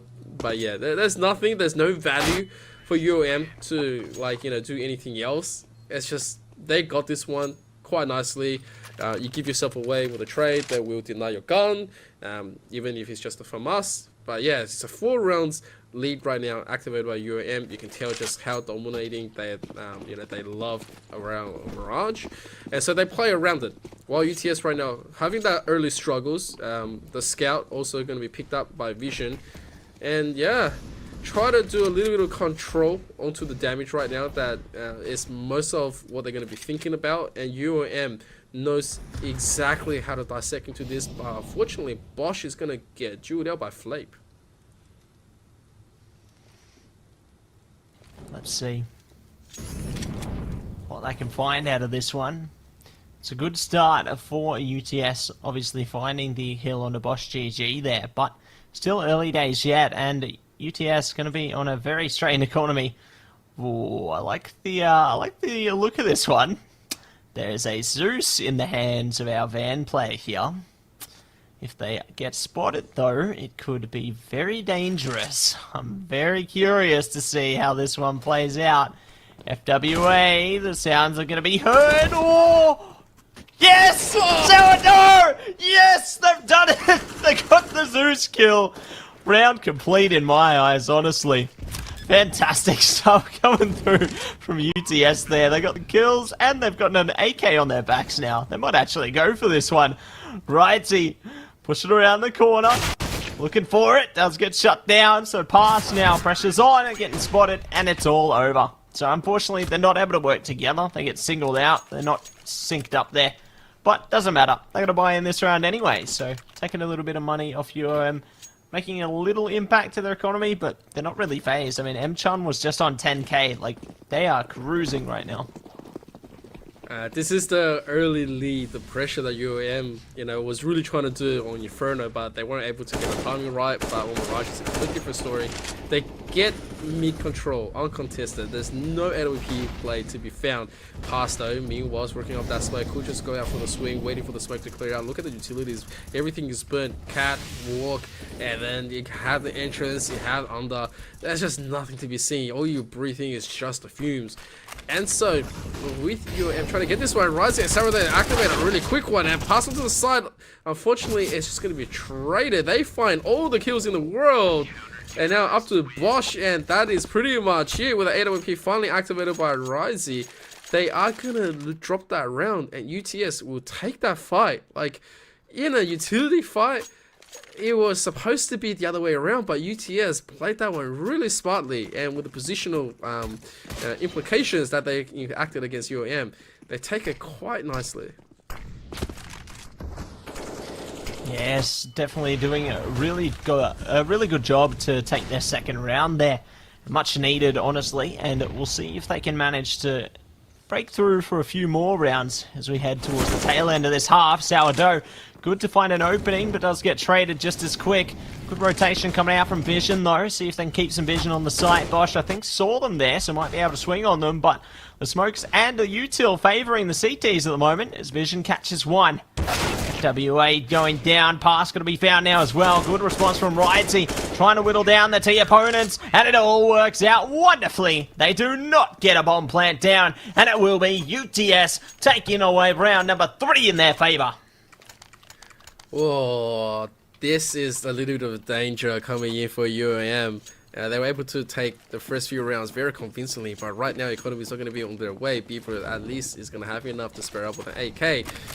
No utilities, well, minus Bosch GG.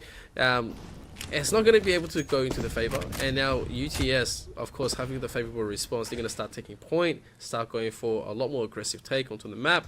They are right now working their way back into it. Rising with that AWP, so deadly, takes out FWA, and that's so much pressure put back onto UOM members as they are trying to at least take a point. Vision as well, providing that backup, takes M-Chun down, and the rest of UOM is just looking for that one opportunity to collapse onto A.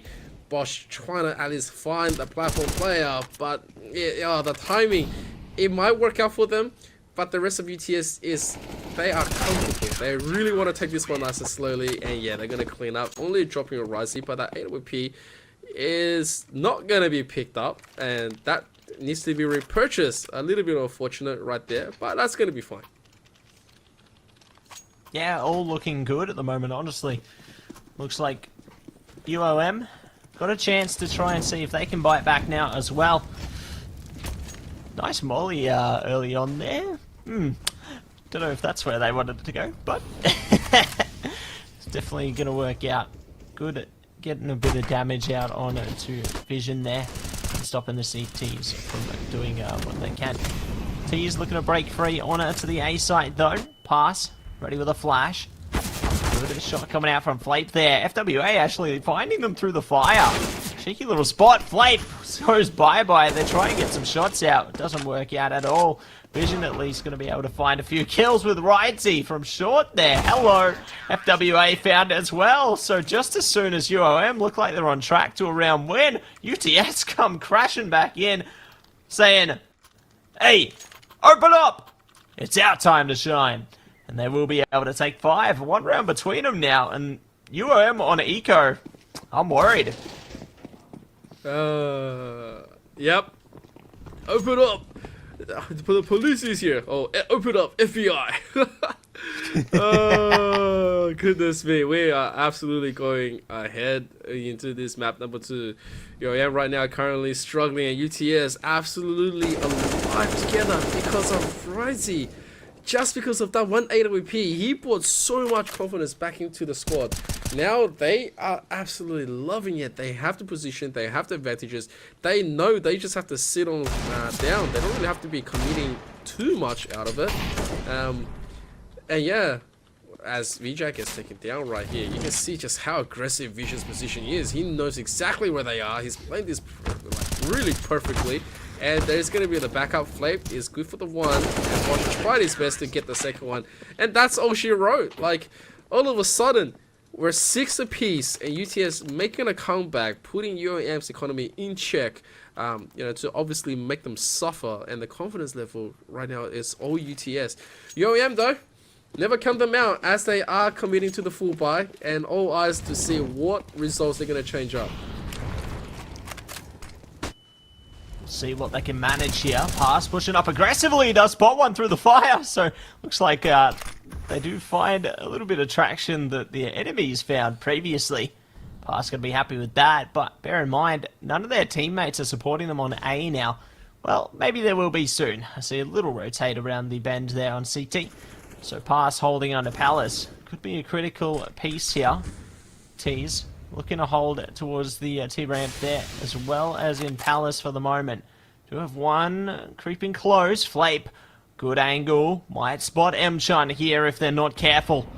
Good spot on the VJack. They have gone down there. Nicely done by Sourdough. Flape going to be able to find M-Chun as well. The CT is doing a job to flank around behind there and be able to take them pretty much on all fronts. Sourdough eventually goes down, but they know where Bosch is. Bosch waiting. Flash comes out. Good timing, actually. Finding 1 kill. Looking for another one. Will they be able to manage it? Not today. Vision going to be able to pull away with it. And UTS do manage to net themselves the lead. 2 rounds to go here. Will it be 8-7? Will it be 9-6? All going to be up for contention right here, right now. Oh, that is such a huge play from BTS. They big brain themselves, especially with a little bit of the misplay from UOM. And now, it is still the 4th spot. There's not a lot of utilities. There is going to be the trade right there. Unfortunately, VJack goes down to Beaver as well. And now Beaver is gone. It's the advantage is giving all the way to UTS. They hold this mid control. They have plenty to work around with. It's going to be the flash cover, but just misses. But Pass is still going to be okay to adjust FWA for the trade. But they cannot be trading anymore. They need kills. They need the ones to solidify the position. They need an opening, and UTS is not giving it to them. Vision, meanwhile, is still holding on to this one. M-Chong, with the correct timing, pops up in Peekaboo's Vision. And now this is exactly what they need. Rising meanwhile holding strong.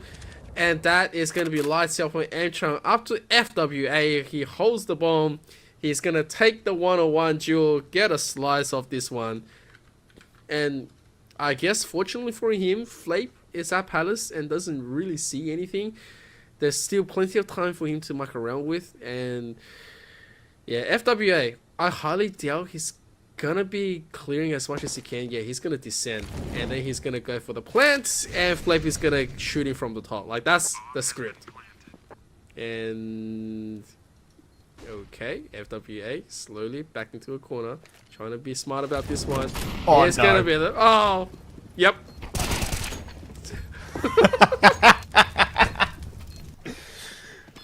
Oh. Oh, Emp. That's rough. Yep. It's roast FWA. That's what's on the menu today. Unlucky.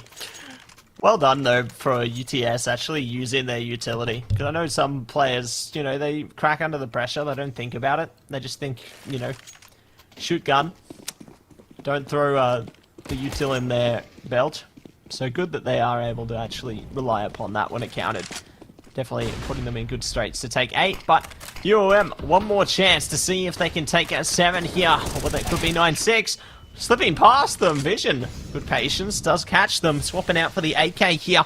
We're going to see if they can do some more damage as well. Pass going to be able to find it. Sourdough goes down. So good for the T's to at least find something back. Will they be able to find more, though? That's going to be the true question. Pass getting close to M-Chun here, rides he's down, Vision. Does find one back again. Vision's been huge in the round so far. 2v2 though, and gets caught. Pushing too close to the sun. They don't know Flape's here. Flape, oh my god! Flape has a lineup, but no! They don't have the kills! So unfortunate. And it will be UOM taking 7 to close the half. Well, we're gonna stay very competitive. Flame, that golden moment was the collateral headshot that we were all waiting for. Like, we didn't want to say it, but, you know, we were hoping that the headshot just going boop, boop, you know. But it is 8-7. We are absolutely alive with this one. UTS just having that round win. Now the side is switched. They have to do an absolute beauty to begin this one up to at least pile on the pressure for UOM, which means that they need the kills, they need the plant. Obviously, to threat at least 10-7, and the rest of UOM. This is their chance to show off that, you know, this is their map pick, their ability to contain all the problems of the world. We have seen UOM do very well when it comes down to Mirage, and it should not be an easy picking for them. As Sourdough is gonna walk through, try to at least find something right now. Let's see what's gonna happen. Like, this is super important as Vision gets that little bit of control. He takes FWA in the most longest shot at right there, and the rest of the squad is making through connector, and that's where the bomb is gonna be. Only one person left right here. Bosch knows he has to do so much. He gets the 1 kill. Oh, it's gonna make him scream for this one. Pass has to be pushing up, trying to finish off Bosch, but Bosch is gonna keep on rolling this one straight. Flame doesn't hit his shots. 2-on-1, the bomb still on him, and Bosch finally goes down, and that's a 1-on-1 out of nowhere with all the advantages in the world. UTS doesn't get that one in, and it's a 1-on-1 shootout, and Flame wins. Oh my god! I can't believe it. It's just a Sharpie, and honestly, it's a big old Sharpie. Well done to UTS there. They managed to claw it back against all odds, and it works out magnificently for them. Giving them the pistol round and a 2-round lead now. UOM going to be forcing up into this one, though. Picking up those deagles, bit of armor and util as well as support. But the T's, they've got max, they've got AKs, and they're ready to break these sites open. They're not ready for M-Chun, though. Good trade to come out there, but at least they're decent for the T's to get themselves ahead again. Coming out. Oh, another one by Stardust. It seems Pass is on cleanup duty at the moment. Funny kill after kill for the time being. CT is going to be separated as well. Going to be difficult for them to try and work with one another here. Ooh, FWA waiting. They saw a T for a second there. Might find one. No, they're going to be taken out. So it will be just a VJack now. 1 versus 4 situation. Probably not looking to get any closer, I would think, to the site this time. Just keep their armor, I guess. Keep their 5-7, and that'll be that. Unless Flake finds them right now, but nah.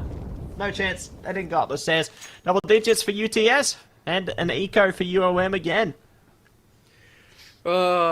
That's the condition that we set ourselves up. UTS to obviously win the pistol, and obviously they threaten to go double digit and pull UOM back into the check, and that's the things that has happened. And now UOM struggling to put, you know, obviously all the right guns there. Oh man, the Beretta swinging out could have been huge, but it's gonna be prepared, and the rest of UTS, they are just gonna make short work of UAM, who was still struggling. There was nothing that they could do. They had to just go into it, trying to get these jewels out, but it did not work. And now, the biggest question is, will this AWP provide the cover that they were looking for? UAM has been known for this. Bosch has been a staple when it comes down to getting these jewels onto Mirage, even more than Inferno. He's absolutely beautiful when it comes down to it. And they need an adaptation. They need that control to take it away from UTS, to contest really hard and play into this mid, having the connector, the catwalk completely controlled out. And then they can choke UTS out. But yeah, it's still very hard of a contention right now, as UTS is absolutely feeling hot. Yeah, feeling it so far so good here. Let's see if they can keep this heat up, as Vision will be able to catch a VJack there. Good start, finding that connector player. They are aware one could be around the corner though. Looking to go for a multiple angle attack there. M-Chan's down, a Beaver to follow. It's all seems to be running UTS's way right now. Getting many a kill. Leaving it up to Bosch and FWA. They do manage to get the AWP to at least pay a dividend there. Pass is out. Bomb is down as well though. FWA trying to find an angle. Oh no, Vision! Actually gets it this time. Bosch is going to be separated as well, and it all comes crashing down. UTS take 12 as they delve deeper down the rabbit hole. Oh wow, this is looking rough and rough. UAM right now not really getting that, even with a loss by bonus. Like, there is nothing they can do. They can't afford this buy, so they have to concede at least the gun advantage over the 3 with body armor. But VJack's gonna go down. There's gonna be Beaver picking up the 1 kill, trying to do his best, maybe pick up Risey as well, missing the shots though. And Risey comes back, takes him down as Bosch burns. And it's a 3-on-2. It's not so bad for the side of UAM. They can keep on doing this destruction, but the rest of UTS, they have the money to continuously rebuy. They know where FWA is. Oh, Vision is looking for the number. He gets it. Everything is going down for UAM. UTS taking that control. They spray for their representation and now waiting for UAM's response. And this is a rough one. Yeah, they're in quite the tough spot. They need to win pretty much now or never, because if they keep losing like this, then UTS might just be able to run away with it, be on track for podium position here in this matchup. They've already got the opening kill. Bosch is down. This is such a rough situation. The CTs need to find something back. They're taking damage again. Beaver tries to peek into it, but they know they've shut another one down. 2-man advantage to kick things off here. VJack is tumbling. It's all paying dividends for UTS right now. They've only got M-Chan and FWA to remain. They're probably just going to have to save at this point. Try and play for future rounds instead, but they can't. FWA has been isolated. See you later. It's all going to be up to M-Chan, hiding patiently in the market. Here's the steps coming through. Should be able to get something out of it. There we go. At least finding one thing back, but there's so much more they need to do. They're going to be stabbed in the back there. Shots should come out. There we go. They're coming on all cylinders. M-Chan does find one back at least. They're stuck reloading though. Surely they don't get another. Oh no! The knife comes through though. Risey manages to overwhelm him.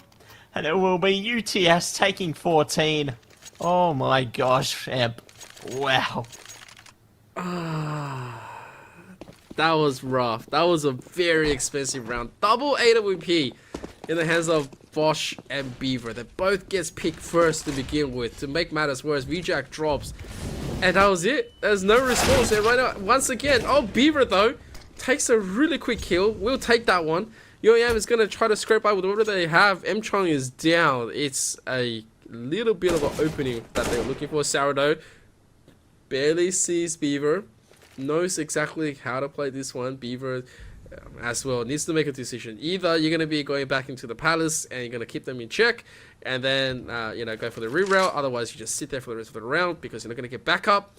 The rest of them though is marching into B. VJack is gone. The pressure is piling on. UAM can't really be moving and be uncontested. Pass takes FWA and Beaver goes for it. Unfortunately, it's going to be taken down, and that is just going to be Bosch. He takes that one. The scout working out in his favor. It's a 1-on-3 with the bomb. He does not have anything else. He's going to quickly get the AWP at least and just sit at the home and say, we will give you those 8 chances, but we're not going to let you take this AWP for the say. Like, that's all we got. Yeah. Absolutely. That's all they got at this stage. They can't really afford to try and go for these battles either. So UOM in a very similar situation to last map. They're going to have to play for OT or nothing now. And UTS certainly could be on track to take the podium position here. Managed to take victory and push their way all the way up to the grand final against RMIT. All they need is one more round. That's all it's going to take here, UOM. The pressure's on. They can't afford to slip up at all, otherwise it's game over. They go into the 3rd place matchup.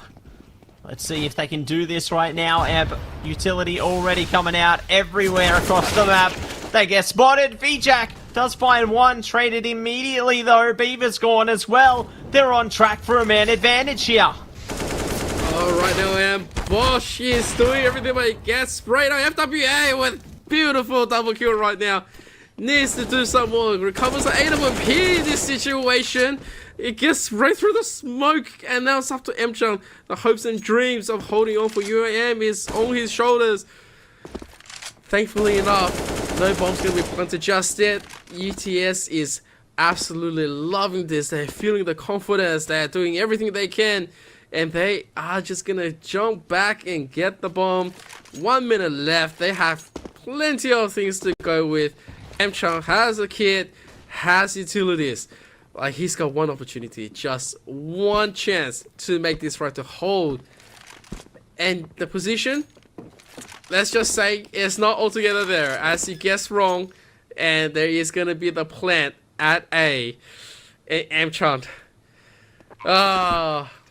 Mchung. Tell me what you got. Tell me you've got the greatest back. Tell me the greatest little bit of trick that you're going to get. All the skills in the world that you can do this. You know, as he walks up, staring at the objective, he needs this one in. I'm not sure what else is going to happen, but Mchung, you're going to have to do something. You're going to have to do this. Utility being thrown. He's going to send this one in. The bullets are hailing. They want to knife him. Mchung gonna take that first one. Oh my god. Vision is just knifing. Vision knows him in the dark. Oh! It's GG. 16-7. And UTS, they're gonna advance. My gosh. Well done to UTS there, taking away their series 2-0 in their favor. 16-8, 16-7. You love to see it. Really dominant pretty much all throughout the series there. I was a bit worried in the start of the second map, but no, they pull it together and do manage to calm the storm. So really great stuff coming out from UTS there in order to take the series in great steads. And they will be facing none other than RMIT into the grand final there. Can you believe it, Eb? Oh, they certainly proved their point today against UAM. UTS, they've been able to win convincingly. They were able to get as much as they could on Inferno, 16-8, and then on Mirage on a home pick of UOM, 16-7. And so getting themselves advancing to the bracket against RMIT is going to be a very big task. RMIT undefeated throughout the weeks, throughout the whole season, and now they were the only ones to hand UTS their loss. And once again, this is the grudge match going in, and of course for UOM is going to go up against Monash to see who's going to be number 3 coming into this Elite Series. Although UOM had showed very strong early beginnings throughout this Elite Series, they were the ones to obviously show that they have I think it was 4 weeks, or was it 5 weeks undefeated going through. They were handing, losses, big round difference losses to the other teams, and only to be put down by UTS and RMIT, to say the least, is to show that their prowess is not to be underestimated. And once again, it's going to be really amazing to see the grand finals and of course the lower bracket finals coming into this one. Like, I'm very excited to be seeing the conclusion of this Elite Series. Likewise, Amp, I think that it's going to be a really massive week ahead of us, and I'm super keen to see exactly what's going to unfold when we get on towards our grand final and third place matchup. Yep, and currently we do have a player interview coming in from representing UTS. Vision is going to be here with his beautiful voice. How are you doing, Vision? Not too bad, guys. How you going? Good. Was that an enjoyable game to watch? Caught the best of UTS. Absolutely, it was an incredible match, mate. I think you guys played really well, and I was impressed actually how well you guys managed to maneuver around the lack of A-Works. What was like your thoughts coming into that matchup? Was there any major changes to your strategy needed to play around the sub there, or do you think it was all just business as usual? Like Alex usually kind of IGLs all of us, so we will just run in and do what he says, so it needed to be more like brain power. So for the first map on T, I IGL'd, and like that, didn't go too bad, and everyone was like winning their fights or whatever, so yeah. And then second map, just kind of ran it down at them, like it wasn't much resistance, but it was a good game. Yeah, absolutely. Congratulations for winning and advancing to the grand finals against RMIT coming up. One quick thought, coming into this one. We obviously saw on Inferno, you guys like to play that much more composed pace. Coming in and obviously put UAM onto check on most of the time on positioning, and obviously you went well with your IGL. Is that like a product of of A-Works's like, I guess, IGL to begin with, that's now legacy to you and the rest of the team? To be honest, like, I don't think anyone really listens to my calls or Alex's calls in the first place, so I don't know how much it actually makes a difference. But it's just nice to have someone thinking, so you don't have to. So I guess it took a bit more of my brain power to like try and tell everyone what to do, even though it really ended up just everyone just shot at everyone, and things fell into place. Sounds like the strategy was a bit along the lines of go kill. Yeah, we've got like a real dedicated team of about like an accumulated probably 4 hours in the past 2 weeks over the 4 core that played today, so they've been really trying hard to win the Uni League, and it's gone pretty well at the moment. Yeah, beautiful. What is your final thought, for the grand finals ahead with the rematch against RMIT? It's gonna we're gonna need a good day from us individually to pull through. Hopefully Danger doesn't just like shoot everybody and we have a bit of a chance. But I don't know, everyone's got to be dialed in, so you just got to hope everyone shows up on the day, I reckon. No, absolutely. It's going to be a heavy pressure matchup, and I'm sure that A-Works will probably be there for this one. Obviously no prior commitments, but it's good that you were able to step up today, so then if you do need to step up for the team as the caller in the future, then you're going to be available to take up the job, because you've had great success. So I think that's something to take out of this one, I guess, for yourself and for the team there. But it's going to be good to see you guys heading into the grand final next week. I think, as you're saying, it's definitely going to be a challenge, but I think you guys are capable. Yeah, cheers. I certainly, hope so. It would be nice to have a good night out with the prize money and the fellas, but we can only hope. Yeah, absolutely. Thank you very much for joining us for this interview, Vision. We give you the greatest luck possible against RMIT. So, yeah, thanks, guys. You got to be vouching for us. We need your support. Alright, no worries. We promise. Alright, cheers, guys. Cheers, Vision. Bye, love you. We love you too. There you go. That was Vision from UTS. Obviously, congratulations once again to Vision and UTS for pulling off a 2-0 against UOM. They are going to successfully advancing into the grand finals. And obviously, you know, when we talk about this AEL University Elite Series of CSGO and of course, you know, Rocket League, it wouldn't be possible without sponsors that makes this, you know, the backbone to make Matty and myself, to Ben and TwoTapTony to obviously come in to work, and of course the BK himself. So Matty, please give us the honors and, you know, obviously shout out our sponsors.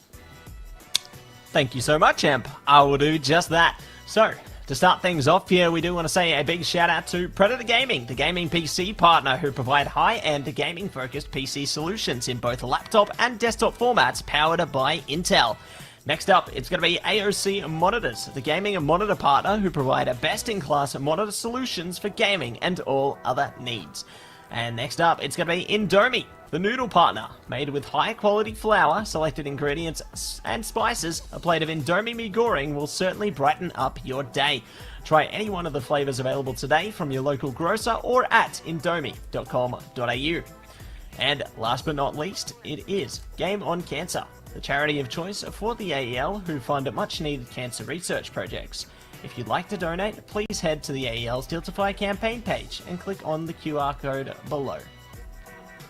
Thank you so much for absolutely banging out our sponsors right there all the time. That's it. Like you do such justice to them. And of course, make sure to follow at AU Esports League across all of our social medias because we do like to pump out contents all the time. You know, you're gonna find clips and, you know, very spicy ones, especially with Matty and myself, and of course to the other casters that cover other games. Make sure to check out Matty at Matty123. Of course, you know, on his Twitter, the man is a legend around the scene. Of course, he always going to be around casting as much as is available. I will say right now we're going international, we're going even more bigger, so make sure to definitely check him out. Of course, at Emperor_ZK for myself if you do need. And that is pretty much it. That's it. I think that is it for us. We hope you all enjoyed it, just like how much Matthew's going to be enjoying Bleach with all of us at the back. Had to say it, I'm sorry. But yeah, we're king, right? Very king. But yeah, that's gonna be it for us. We give another massive shout out to all of you viewers, to all the competitors, to our production, Ben, to our observer, to TwoTapTony, the one and only, and of course to our TO BK for making this all possible. But we will see you all next week and get this one in. So make sure to follow, make sure to tune in, and we shall see you next week. This is AEL University Elite Series of CSGO signing off, and we'll see you next week. Peace.